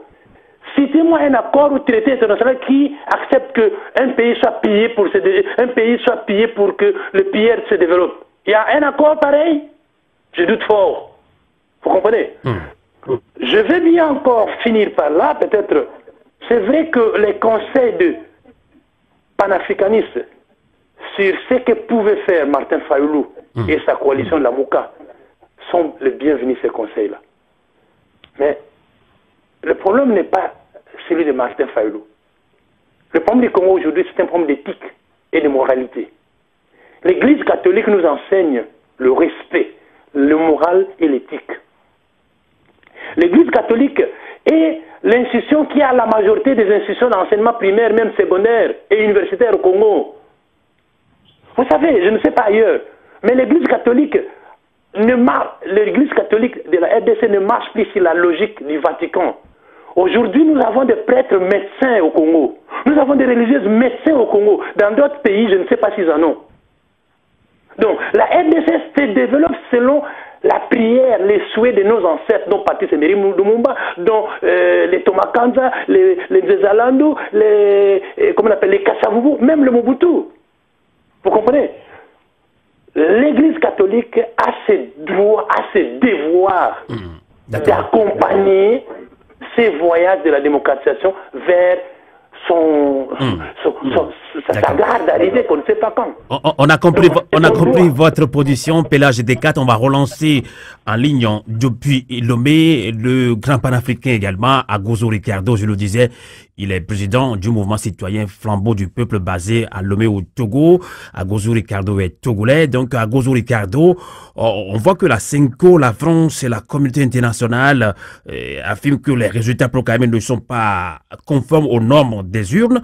Et la position de la France vous intéresse aussi. Vous l'avez évoqué il y a quelques minutes. Et justement, pourquoi elle a pu le faire, hein, on parle de la France, hein, pourquoi elle a pu le faire dans le cas de la RDC, non pas dans d'autres pays comme tout récemment au Mali, au Cameroun, et la problématique de la transparence des élections au Togo par exemple, et diplomatie à géométrie variable, à Agozo Ricardo. Oui, alors, Amos, je dirais que dans les autres pays, la France a pu jouer son rôle. Donc, elle a pu maintenir certains dictateurs au pouvoir.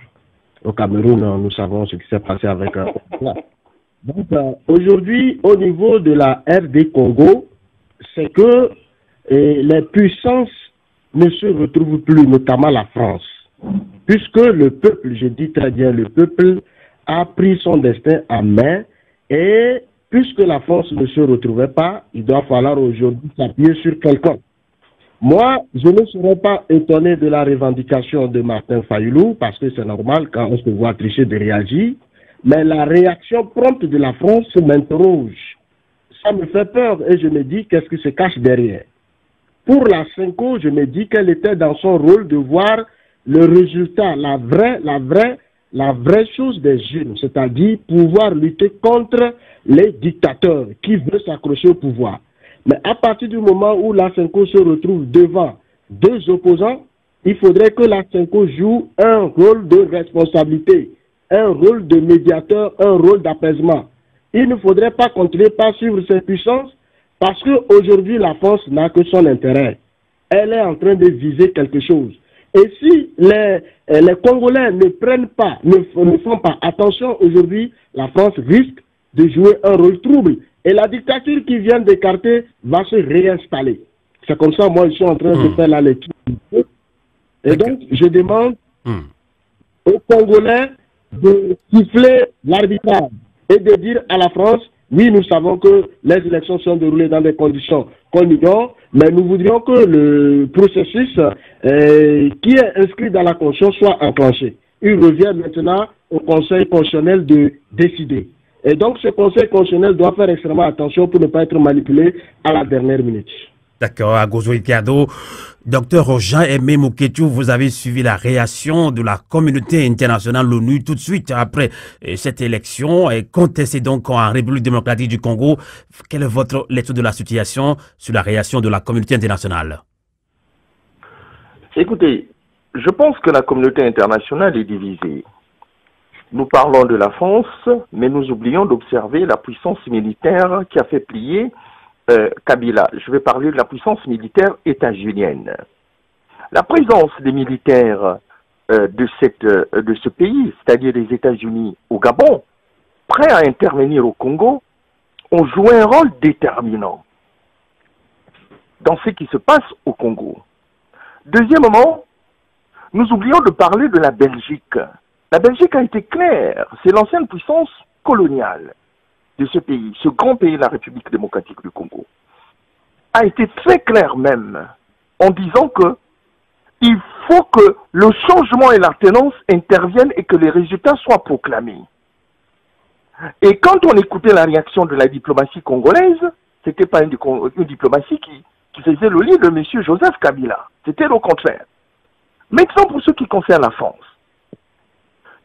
et moi je préfère ne pas parler de la France, je préfère parler de ces diplomates qui sont au ministère des Affaires étrangères de la France, qui ne comprennent pas les mutations politiques, économiques, géoculturelles même, que nous observons dans cette sous-région. Cette sous-région que les diplomates, je parle des diplomates français, qui ne veulent pas que cette sous-région s'enracine dans la voie, bien sûr, la voie de la démocratie. Ce sont eux qui sont responsables de cette situation. Alors, maintenant, pour revenir sur la réaction du ministre des Affaires étrangères français par rapport à la proclamation des élections par la commission électorale. Mais écoutez, nous sommes tous surpris. Ce même ministre, Yves Le Drian, avait-il réagi quand le QG du président Jean Ping, le 31 août 2016, avait été bombardé par le barbare venu tout droit du monde des ténèbres, porté disparu des radars depuis bientôt 3 mois, Ali Bongo? Non. A-t-il réagi quand les résultats à plus de 65% donnés gagnants au président Jean Ping? Non. Donc nous sommes tous surpris par cette sortie brusque du ministre des Affaires étrangères de France qui vient nous parler de la transparence, alors qu'on regarde que, bon, je ne vais pas embêter notre frère africain qui est sur l'émission, pour moi c'est l'opposition qui est vainqueur, qui a gagné cette élection. Je dis bien l'opposition congolaise. Donc je conclue en disant ceci. Ne regardons plus ce qui se passe. Je ne dis pas, il faut qu'on vive en autarcie. Ne regardons plus trop ce qui se passe dans des pays qui ne veulent pas que l'Afrique, surtout cette sous-région, se développe. Il faut que les Africains prennent leurs responsabilités. J'étais en train de dire ceci. Un Congo, une République démocratique du Congo, démocratique, c'est toute la sous-région qui sera démocratique. Nous sommes en train d'observer ce qui se passe. Et quand on parle de la sous-région, ça veut dire quoi? Ça veut dire que nous avons Joseph Kabila qui est en train de partir. Ça veut dire que le combat continue pour faire partir les enfants présidents qui sont en train de mettre, permettez-moi le mot, le désordre, le bordel dans nos États. Je veux parler de ce qui se passe au Togo. Regardez un peu, depuis que la famille Yadema est au pouvoir. Si on calcule le nombre de morts, je suis sûr que entre la dictature du Togo, du Gabon et de la République démocratique du Congo, donc les enfants présidents, on peut aller, si je n'exagère pas, à plus de 2 millions de Togolais, des Gabonais et des Congolais qui ont été tués par ces 3 enfants présidents. D'accord. Nous avons un enfant président qui est tombé. Il faudrait qu'on s'occupe maintenant du président fort. D'accord. Le président est porteur fort. D'accord. On va. Ali Bongo est tombé au Gabon. Les Gabonais sont en train de s'occuper. Même si on se moque les Gabonais, on est en train de s'occuper de cette dictature. Ne vous inquiétez pas, docteur Jamais Moketou. On a encore une quarantaine de minutes. On va aborder dans quelques minutes l'actualité politique au Gabon, tout comme au Togo, avec notre invité également en ligne en direct depuis Lomé à Gozo Ricardo. Alors, Pélage Descades, vous êtes universitaire congolais. Donc, que direz-vous d'abord pour conclure ce débat autour de cette élection en République démocratique du Congo pour des panafricains et la victoire provisoire de Félix Tshisekedi est le moindre mal. Sûrement que vous avez un message à l'endroit de tous les Congolais et de tous les panafricains par rapport à cette élection, par rapport à cette alternance tant attendue par beaucoup d'Africains et notamment les Congolais. Alors, voilà, bien aimé, je vous dis encore merci de m'avoir invité sur ce que nous sommes en train de faire sur cette émission. J'ai bien dit à l'entrée du jeu que moi je n'étais ni contre ni pour. Je suis Congolais à vie. J'ai dit bien, je suis Congolais à vie. Ce qui se passe chez moi, c'est un processus. Pour les chrétiens diront que non, Dieu a prévu ça. Et pour les anciens, les sages diront aussi que non, c'est tout à fait normal. C'est un cycle de vie pour une république. La RDC est née officiellement le 30 juin 1960. Nous continuons. Mais que constatons-nous dans une famille, à la maternité? Lorsqu'un enfant naît, l'enfant pleure pour dire « je suis vivant, je change de monde ». Mais lorsque cet enfant continue à pleurer depuis 58 ans, 59 ans aujourd'hui, donc depuis 1960 jusqu'à 2019, l'enfant Congo pleure. Tous les spécialistes sont venus, pleure. Donc aujourd'hui, je veux dire d'abord grand merci aux Congolaises et Congolais. Et en disant grand merci aux Congolaises et Congolais, je dis merci. Je vais dire, permettez que je dise ça, le merci dans nos langues. Je dis merci à papa et maman. Tout à fait. Papa congolais, maman congolais, na pesi bino longonia, na tombeli bino, na wina bino, matondo mingi. Na mama, na baba wa mukongomani, mina sema aksanti sana na ile yote mulifanya. Na bampangi, na betu ya ndinga ya munu kutuba. Na nkokila yai mina zodi la benu nkokila mbote bika mo zadisa benu ke na ba election na betu mpila ba election meluti la mina comment dire musonga ba papa na ba mama que matondo mingi. Bon, en Chiluba, je dis quoi tatuko mamu mieux na eu. Toi chaque dila. Parce que vous comprendez que Mobutu, 32 ans de dictature, grands-parents, parents, papa, maman sont morts. Laurent Désiré Kabila, 3 ans de dictature, les mêmes gens sont morts. Mais Joseph Kabila arrive au pouvoir. La dictature change de méthode. On viole les enfants de 6 mois, 2 mois, 3 mois. Et on ne les viole pas simplement, mais on introduit des objets étrangers dans l'organe féminin. Et nous avons la MONUSCO, la mission la plus mastodonte, la plus grotesque, la plus éléphantiste au monde, c'est en RDC. Mais en aucune fois la MONUSCO a fait son travail. La MONUSCO est devenue une monique marchande. Mais papa, maman congolais, vous avez pleuré, vous continuez à pleurer. Papa, maman congolais, on vous a invité à aller au vote. Laissez-moi vous dire une chose. Le Congo a utilisé l'arme la plus puissante, c'est le bulletin de vote. Quand bien même on vous a dit, venez voter avec les machines, mais en mettant votre puce sur cette machine-là, c'était l'arme la plus puissante pour éviter l'effusion de sang. Vous avez tué, vous avez assassiné silencieusement un dictateur qui vous a fait du mal chez nous, chez vous, dans vos familles, dans vos institutions, dans vos écoles, dans vos entreprises, dans vos champs. Hélas, que vous dire encore? Merci, parce que vous êtes en train de rendre matérielle la prophétie de Patrice Emery Lumumba. L'histoire du Congo sera faite, sera réécrite par les dignes fils du Congo que nous sommes. Et je dis encore à la diaspora congolaise, je vous le dis, surtout vous qui êtes en Suisse, nous nous connaissons, nous avons mené et nous mènerons encore ces combats. Pourquoi nous devons mener ces combats? Le Congo appartient aux Congolais et aux Africains. Alors, si les Africains apprécient la démarche congolaise, mais laissez-moi vous dire une chose. Lorsque un médicament soigne M. X, M. Y pourrait aussi être soigné. Donc, l'arme que les Congolais et Congolais viennent d'utiliser pour chasser un dictateur, que cette arme soit l'héritage de l'Afrique centrale et pourquoi pas de toute l'Afrique. Je vous dis merci parce que nous devons hériter de bonnes choses pour une Congo de paix, pour une Afrique centrale de paix et pour une Afrique générale de paix. Merci beaucoup. C'est par là que je vous dis. Merci.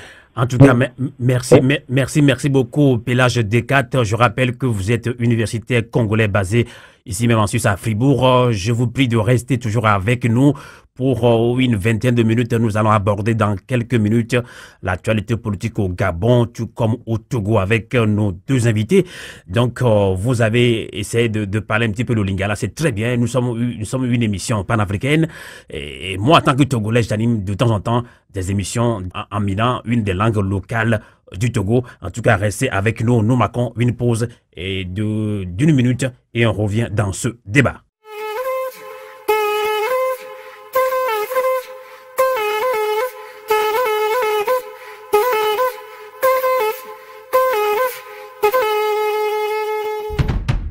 La zone franc et le franc CFA est un système hérité de la colonisation.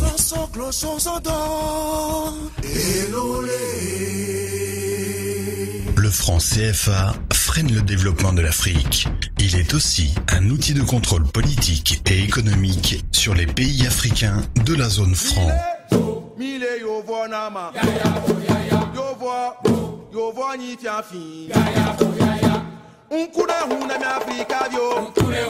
Peuple d'Afrique, dirigeants africains de la zone franc CFA, pour la souveraineté de nos États, ensemble, optons pour un retrait massif de la zone franc.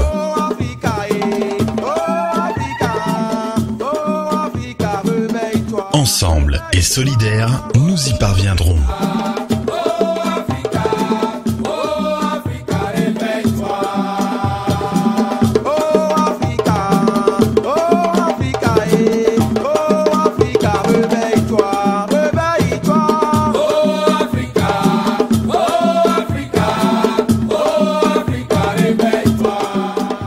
Ceci est un message du groupe Fenêtre sur l'Afrique en Suisse et dans le monde. Merci de votre fidélité sur le 3 fois www.canalk.ch, émission en synchronisation sur Radio Avoleté, la voix de la résistance du peuple togolais, et Radio TV Ingita, basée ici même en Suisse à Fribourg. Et nous entamons tout de suite l'actualité politique au Gabon. Justement, le 7 janvier 2019, le monde entier a appris le coup d'État manqué au Gabon. Des jeunes lieutenants ont pris en otage pour quelques heures la radio TV gabonaise. Mais quelques heures plus tard, 2 des petits ont été abattus et 4 autres sont actuellement en garde à vue, dont le cerveau de l'opération, le lieutenant Kelly Ondo Obiang. Et justement, selon le procureur, il risque la prison à vie. Nous relançons tout de suite Dr Jean-Aimé Mouketchou, qui est gabonais, donc pour nous parler un petit peu de ce coup d'État manqué. Pourquoi ce coup d'État a été manqué? Pourquoi la population n'a pas suivi le mot d'ordre, puisque ces potiches parlent d'alternance au Gabon? Dr Jean-Aimé Mouketchou. Je voudrais d'abord corriger les informations que vous venez de donner. Là, vous êtes en train de faire une sorte d'information à partir des informations qui ont été transmises par le ministre imposteur de la communication, M. Bertrand Mapango. Les putschistes n'ont pas été tués. Ils n'ont pas été tués. Ils ont été arrêtés. Ceux qui ont été tués, il y a des enquêtes. Évidemment, quand on parle d'enquête dans une dictature, il n'y a toujours pas de résultats. On peut s'entendre que ce sont des gens qui étaient en service à la radio-télévision gabonaise qui ont été abattus par erreur. Alors, vous posez la question, vous parlez de la population. Tout à l'heure, nous étions en train de parler de la République démocratique du Congo. Juste une parenthèse. Je voulais rendre hommage à l'Église chrétienne de la République démocratique du Congo. C'est une Église qui joue vraiment son rôle pour le bien-être de cette République. Alors, pour revenir sur le cas du Gabon, oui, il y a eu un coup d'État. Nous nous sommes réveillés le 7 janvier, comme vous avez dit, avec ce communiqué qui a été lu par un lieutenant-colonel de la garde présidentielle du Gabon et qui appartient à l'élite de cette garde présidentielle, M. Kelly Ondo-Obiang. Que voulez-vous que le peuple fasse? C'est comme si au Togo, vous levez le matin, vous voyez, je ne sais pas, les éléments de la garde la garde républicaine au Togo ont quelle couleur le béret? Nous, c'est le béret vert. Le vert. Le vert aussi. Vous voyez deux éléments de cette garde républicaine du Togo à la télévision en train de dire nous voulons faire le coup d'État. Allez-vous réagir, vous, peuple togolais, vous qui êtes en train de subir cette dictature de manière spontanée? Vous allez observer ce qui se passe d'abord. Donc il y a eu un doute du côté du peuple gabonais. Le peuple a observé. Et avec l'évolution de cette situation, le peuple est sorti dans les rues de certains quartiers de Libreville. Et même, je dirais même du Gabon. Puisque ce peuple a vite compris que ce jeune lieutenant de la garde républicaine, en fait, il est venu jouer, semble-t-il, d'après les informations qui circulent dans le milieu de la population gabonaise, de jouer un coup d'État qui était préparé par les gens du système, certains officiers et les gens du pouvoir, imposteurs au Gabon. Lui, il est venu le jouer, il était dans, il semble, il serait dans ce coup, mais il est venu faire le contraire de ce qu'on lui a demandé, le poser comme acte. Donc c'est pour vous dire que ils ont été arrêtés. Et aujourd'hui, vous étiez en train de parler de la déclaration du procureur de la République. Dites-moi un peu, dans une République qui se respecte, quand les militaires font un coup d'État, c'est la justice civile qui doit les juger? Comme on voit le procureur du tribunal d'instance de Libreville en train de réagir, mais non. Je crois qu'il y a une justice des militaires qui existe. Pourquoi ils ne le font pas? Écoutez, monsieur Sylvain Amos, tout est flou au Gabon. C'est sûr, le coup d'État qui s'est passé, c'est un coup d'État qui n'est pas encore fini. Le Gabon est dans une zone de turbulence. D'accord. Voilà. Alors, Pélage Descartes, vous êtes panafricain, vous avez également suivi ce coup d'État manqué au Gabon, mais pour des Gabonais, le coup d'État, entre guillemets, n'est pas conçu comme un échec. Donc, que vous inspire ce coup d'État au Gabon, les Gabonais qui aspirent également à l'alternance à la tête de l'État? Pélage Descartes. Voilà, je dirais d'abord bravo au peuple gabonais, parce que, vous savez, le mensonge ne construit pas une nation. Mais quand vous dites bravo au peuple gabonais, est-ce qu'il y a un bon coup d'État et un mauvais coup d'État? Non, je dis bravo au peuple gabonais, parce que on ne doit pas continuer à mentir tout un peuple. On l'a menti une fois, mais pas pour l'éternité. Les militaires ont agi peut-être pour que la vérité soit dite.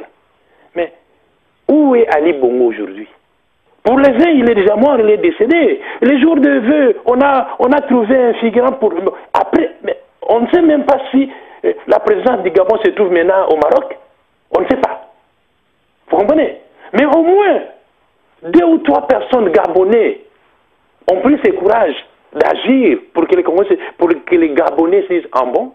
Ok, donc il y avait un vide. Or, la nature n'aime pas le vide. Donc, les militaires, peut-être, l'ont fait activement, mais dans l'impréparation. Ces coups d'État, c'était un succès, mais 37 minutes seulement.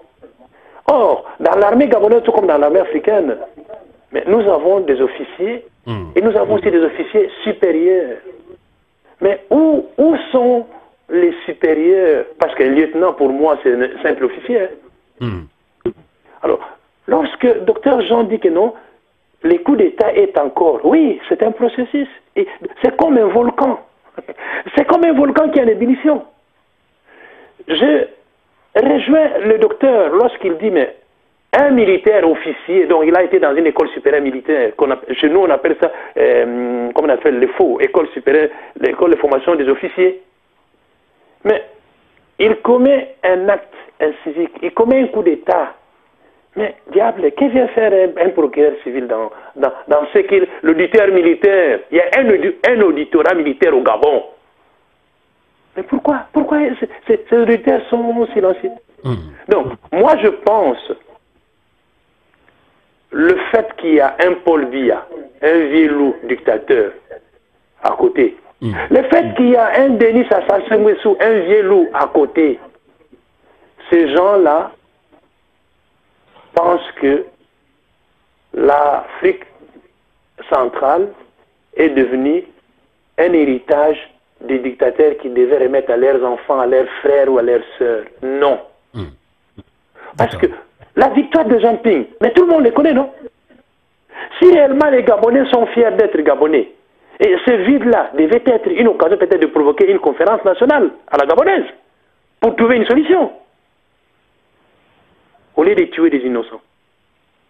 Voilà un peu ce que je peux dire comme réaction, quoi. D'accord. On va relancer également le panafricain Ricardo Agouzou, président du flambeau du peuple, un mouvement citoyen basé à Lomé au Togo. Agouzou Ricardo intervient en ligne depuis Lomé au Togo. Agouzou Ricardo, le peuple togolais également aspire au changement d'attenance, cette attenance qui est à l'avenir, ça fait plus de 28 ans déjà, et donc malgré cela, donc le peuple togolais souhaite lancer également un appel à l'armée pour libérer ce peuple. Il y avait le commandant Olivier Ama qui a tenté de le faire, a lancé un appel à l'armée, il a pris la fuite, donc il a essayé depuis près de 3 ou 4 ans déjà. Donc, que vous inspire ce coup d'État militaire manqué au Gabon, à Agouzou Ricardo? Oui, monsieur Amos, le cas de Gabon par rapport à ce coup d'État m'inquiète un peu parce que je ne me retrouve pas dans les faits. Et c'est vrai que nous sommes des civils et nous ne prenons pas la prise de pouvoir par les armes, c'est-à-dire un coup d'État. Mais lorsque nous analysons le contexte du Gabon, nous comprenons que d'abord le président Ali Bongo souffre d'une légitimité. Lorsque nous partons des élections de 2016, nous savons ce qui s'est passé. Au-delà de ça, aujourd'hui, il y a vacance de pouvoir. Même si la Cour constitutionnelle ne veut pas le constater, tout le monde sait qu'il y a vacance de pouvoir. Quelqu'un qui est malade, pendant tout son temps, le temps de son père, depuis 1967, jusqu'à ce jour, il n'a pas pu construire un hôpital. Vous voyez déjà les dégâts des dictateurs. Il sort ailleurs pour se soigner et il ne peut pas revenir dans son pays pour sa convalescence, ce qui est regrettable. Donc, à un moment donné, le peuple ne peut pas accepter que quelqu'un qui est illégitime, qu'il soit encore absent et que le pouvoir soit vide. Je pense que c'est dans ce contexte que les militaires ont voulu réveiller le peuple. Moi, je n'appelle pas ça un coup d'État, parce que un coup d'État, il commence comment? Il commence par une action visant les plus hauts responsables du gouvernement. Après, il y a la prise des bâtiments, des bureaux officiels, du siège de l'armée, de la police, ainsi que les centres de contrôle des communications et des transports. Tout ce travail n'a pas été fait. On voit 3 personnes à la télévision faire un discours, et lorsque vous suivez le discours, il faut appel au peuple de prendre le contrôle de tout ça. Ce qui veut dire qu'ils sont conscients qu'ils n'ont pas fait ce travail. Donc moi je trouve que si réellement c'est un coup d'État, peut-être qu'il a été trahi à la dernière minute, ou que ce n'est pas un coup d'État, mais les gens ont voulu réveiller le peuple. D'accord. Mais si nous restons également dans cette logique qu'il voulait réveiller le peuple, il faut voir que la réaction timide du peuple, c'est dû au fait qu'ils n'ont pas bien choisi le contexte. Ils auraient pu peut-être, lorsque l'opposition a appelé les gens à réclamer peut-être la vacance du pouvoir et que les choses soient jouées selon la conscience, ils auraient pu profiter de ce moment parce que tout le monde était debout. Maintenant, le peuple qui dort, qui ne s'attend pas à quelque chose, et on sort un tel communiqué, le peuple doit nécessairement observer, voir ce qui se passe. Donc aujourd'hui, moi, je me dis que tout ce qui est en train de se passer au niveau du Gabon, c'est vrai que le porte-parole du gouvernement a pu défendre les causes et dire que tout va bien, mais tout ne va pas bien. Tout n'est pas rose. Il est normal aujourd'hui que Ali Bongo revienne au pays si réellement il a envie. Sinon, les choses seront très très très mal avec le futur. Puisque le peuple sait désormais que le discours d'Ali Bongo à la veille du nouvel an est un faux discours. Alors qu'est-ce qui va se passer? Il y aura des tractations qui vont commencer par se nourrir. D'accord. Avant d'entamer les questions sur l'actualité sociopolitique au Togo et la résistance lancée par la coalition des 14 de l'opposition au niveau, on parle justement du Togo. Donc parlons encore de ce coup d'État au Gabon. Alors, Dr Jean-Aimé Moketou, coup d'État, tentative de putsch, succès ou échec. Alors, que peut-on tirer comme enseignement des derniers événements survenus au Gabon? Pourquoi justement la hiérarchie militaire n'a pas suivi l'appel de ces jeunes lieutenants qui ont quand même osé, s'il faut le dire, Dr Jean-Aimé Moketou?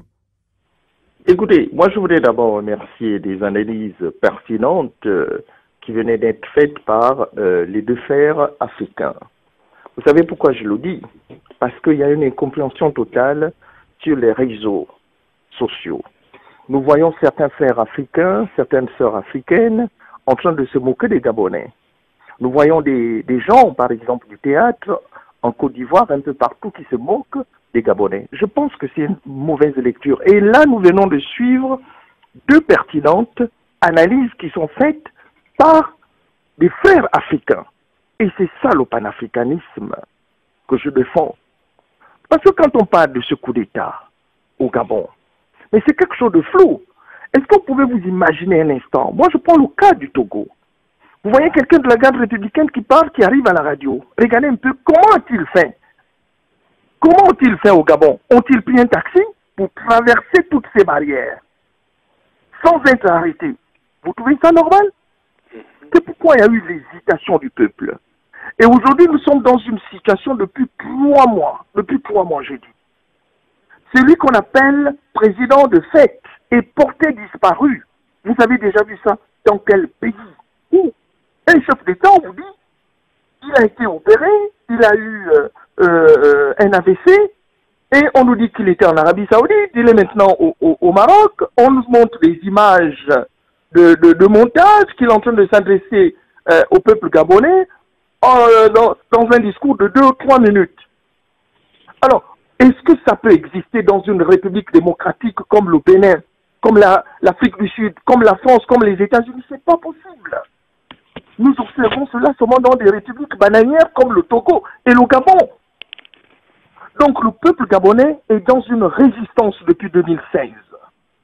La résistance pour chasser le système Bongo. Et par rapport à ce coup d'État, oui, ce sont des jeunes officiers. Et je voudrais vous dire que ce lieutenant appartient à la meilleure élite de la garde républicaine. Et le frère qui venait de s'exprimer en parlant d'un réveil, oui, il y a eu le réveil. Et c'est un bon réveil qui peut concerner tous les Africains.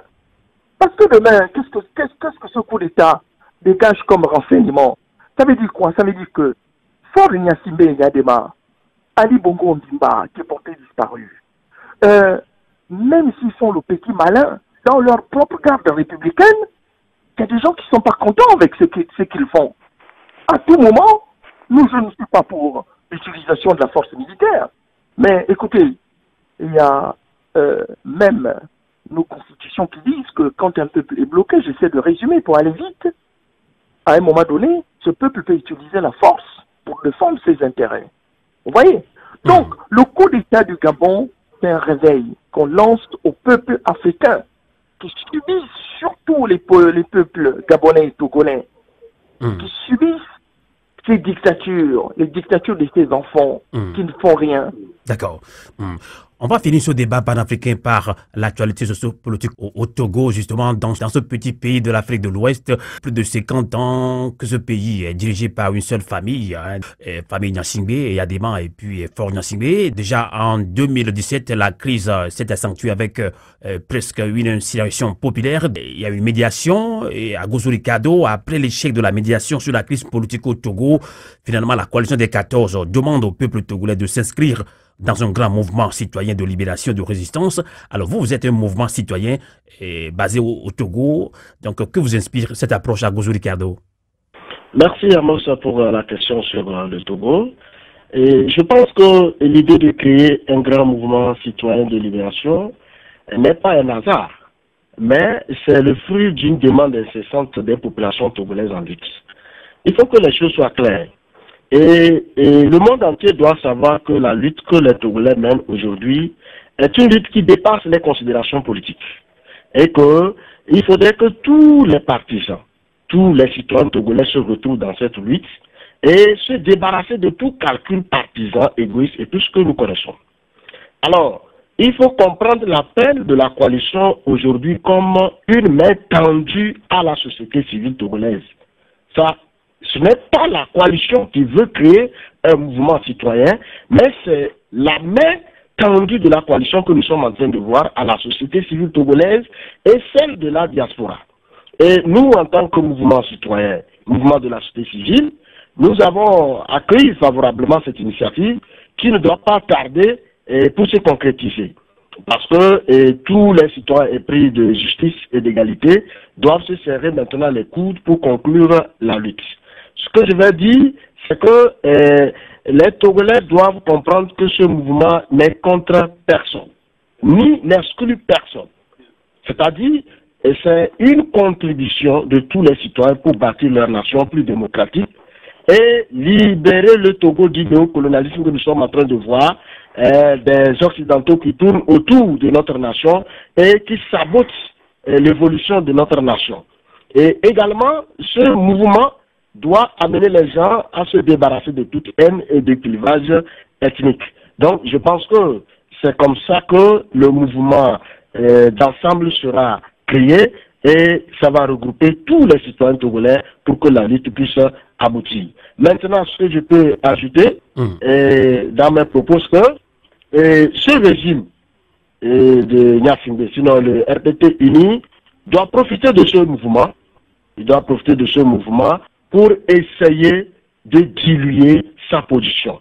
Parce que quoi qu'on dise, une dictature quelle qu'elle soit, sa force, elle finira.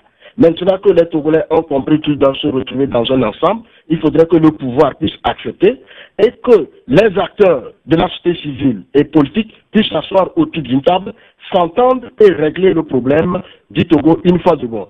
En le faisant, je pense que nous sommes en train de lancer un message très fort aux étrangers que si nous les avons fait appel entre-temps, ce n'est pas parce que nous sommes incapables de régler notre problème.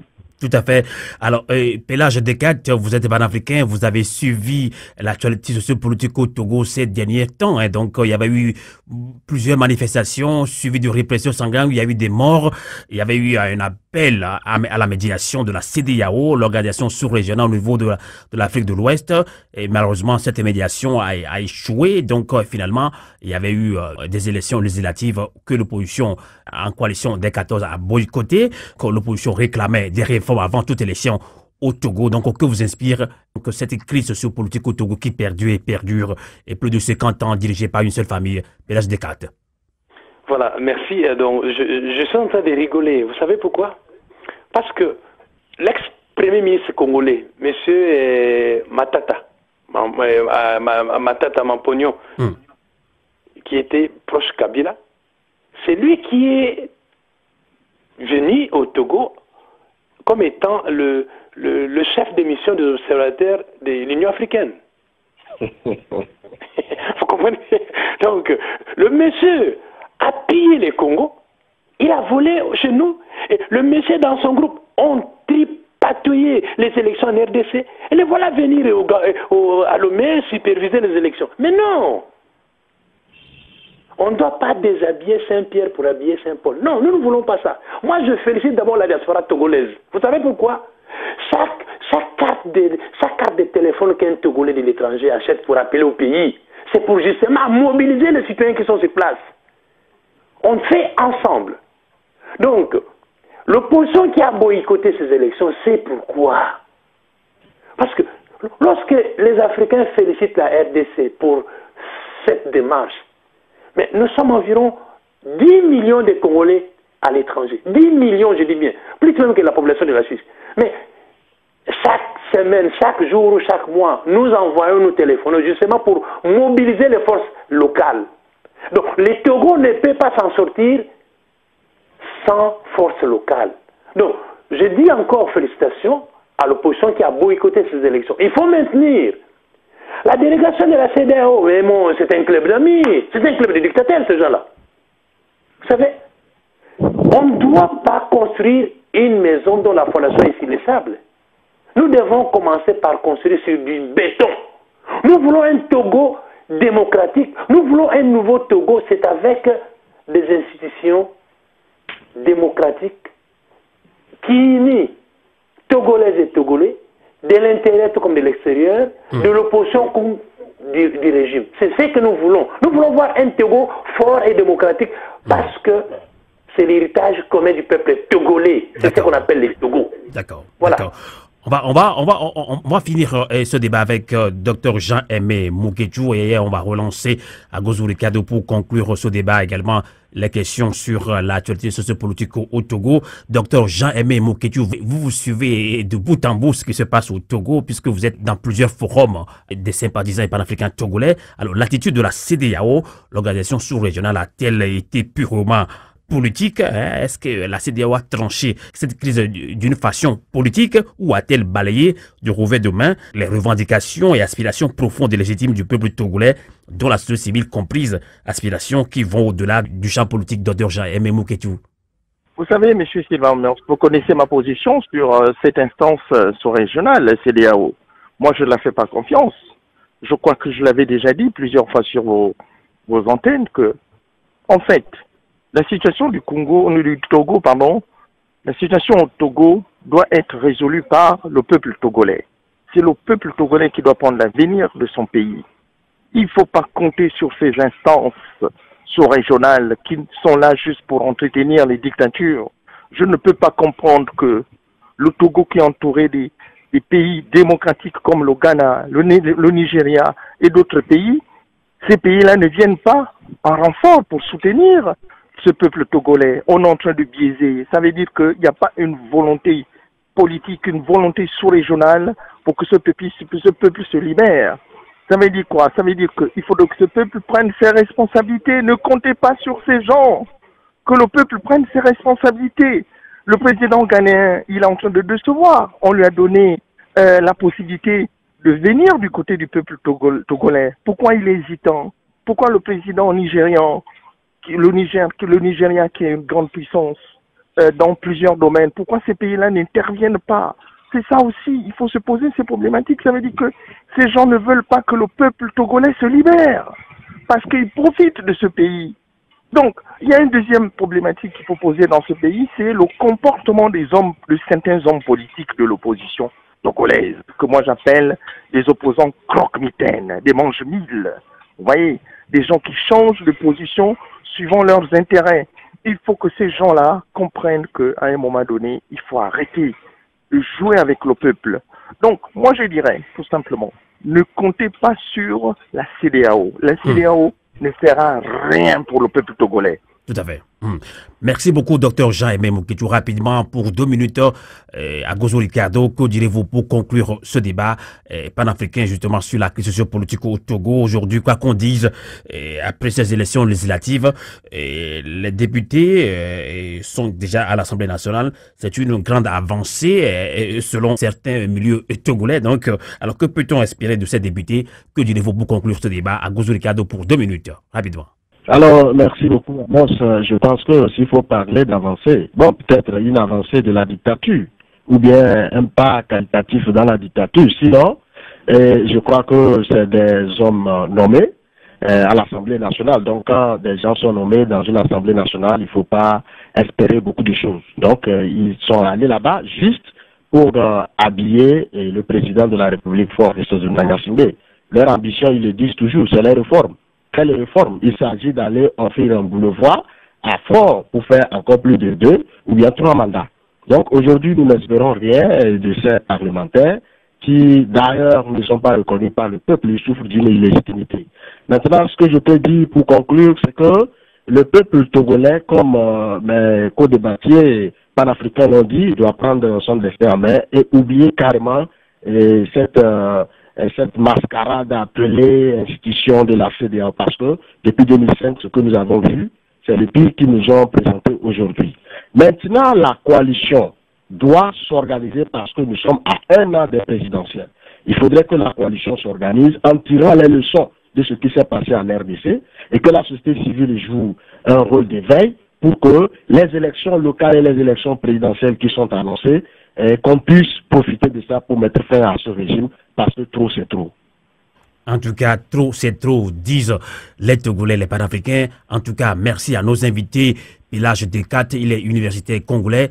Et Jean-Luc Ilunga, il nous a quittés, mais il est juriste, analyste politique de la région des Grands Lacs et acteur de la société civile sur la promotion des droits humains, droits de l'enfant. Et merci également au grand panafricaniste qui n'est plus à présenter dans cette émission, Dr Jean-Aimé Mouketou, qui collabore avec nous depuis des années déjà. Merci infiniment, Dr Jean-Aimé Mouketou. On se retrouve très prochainement, samedi prochain, pour d'autres débats et la lutte continue en résistance sur votre radio à volonté, la voix de la résistance du peuple togolais. Et cette émission est également en synchronisation sur Radio TV Ingeta. Merci et bonsoir. Bonsoir, merci beaucoup. Bonsoir, merci. Tâchez vos ceintures, j'allais yok badilak ba plémi. Élection ya, badilak ba chakami. C'est le dernier appel. C'est le dernier combat.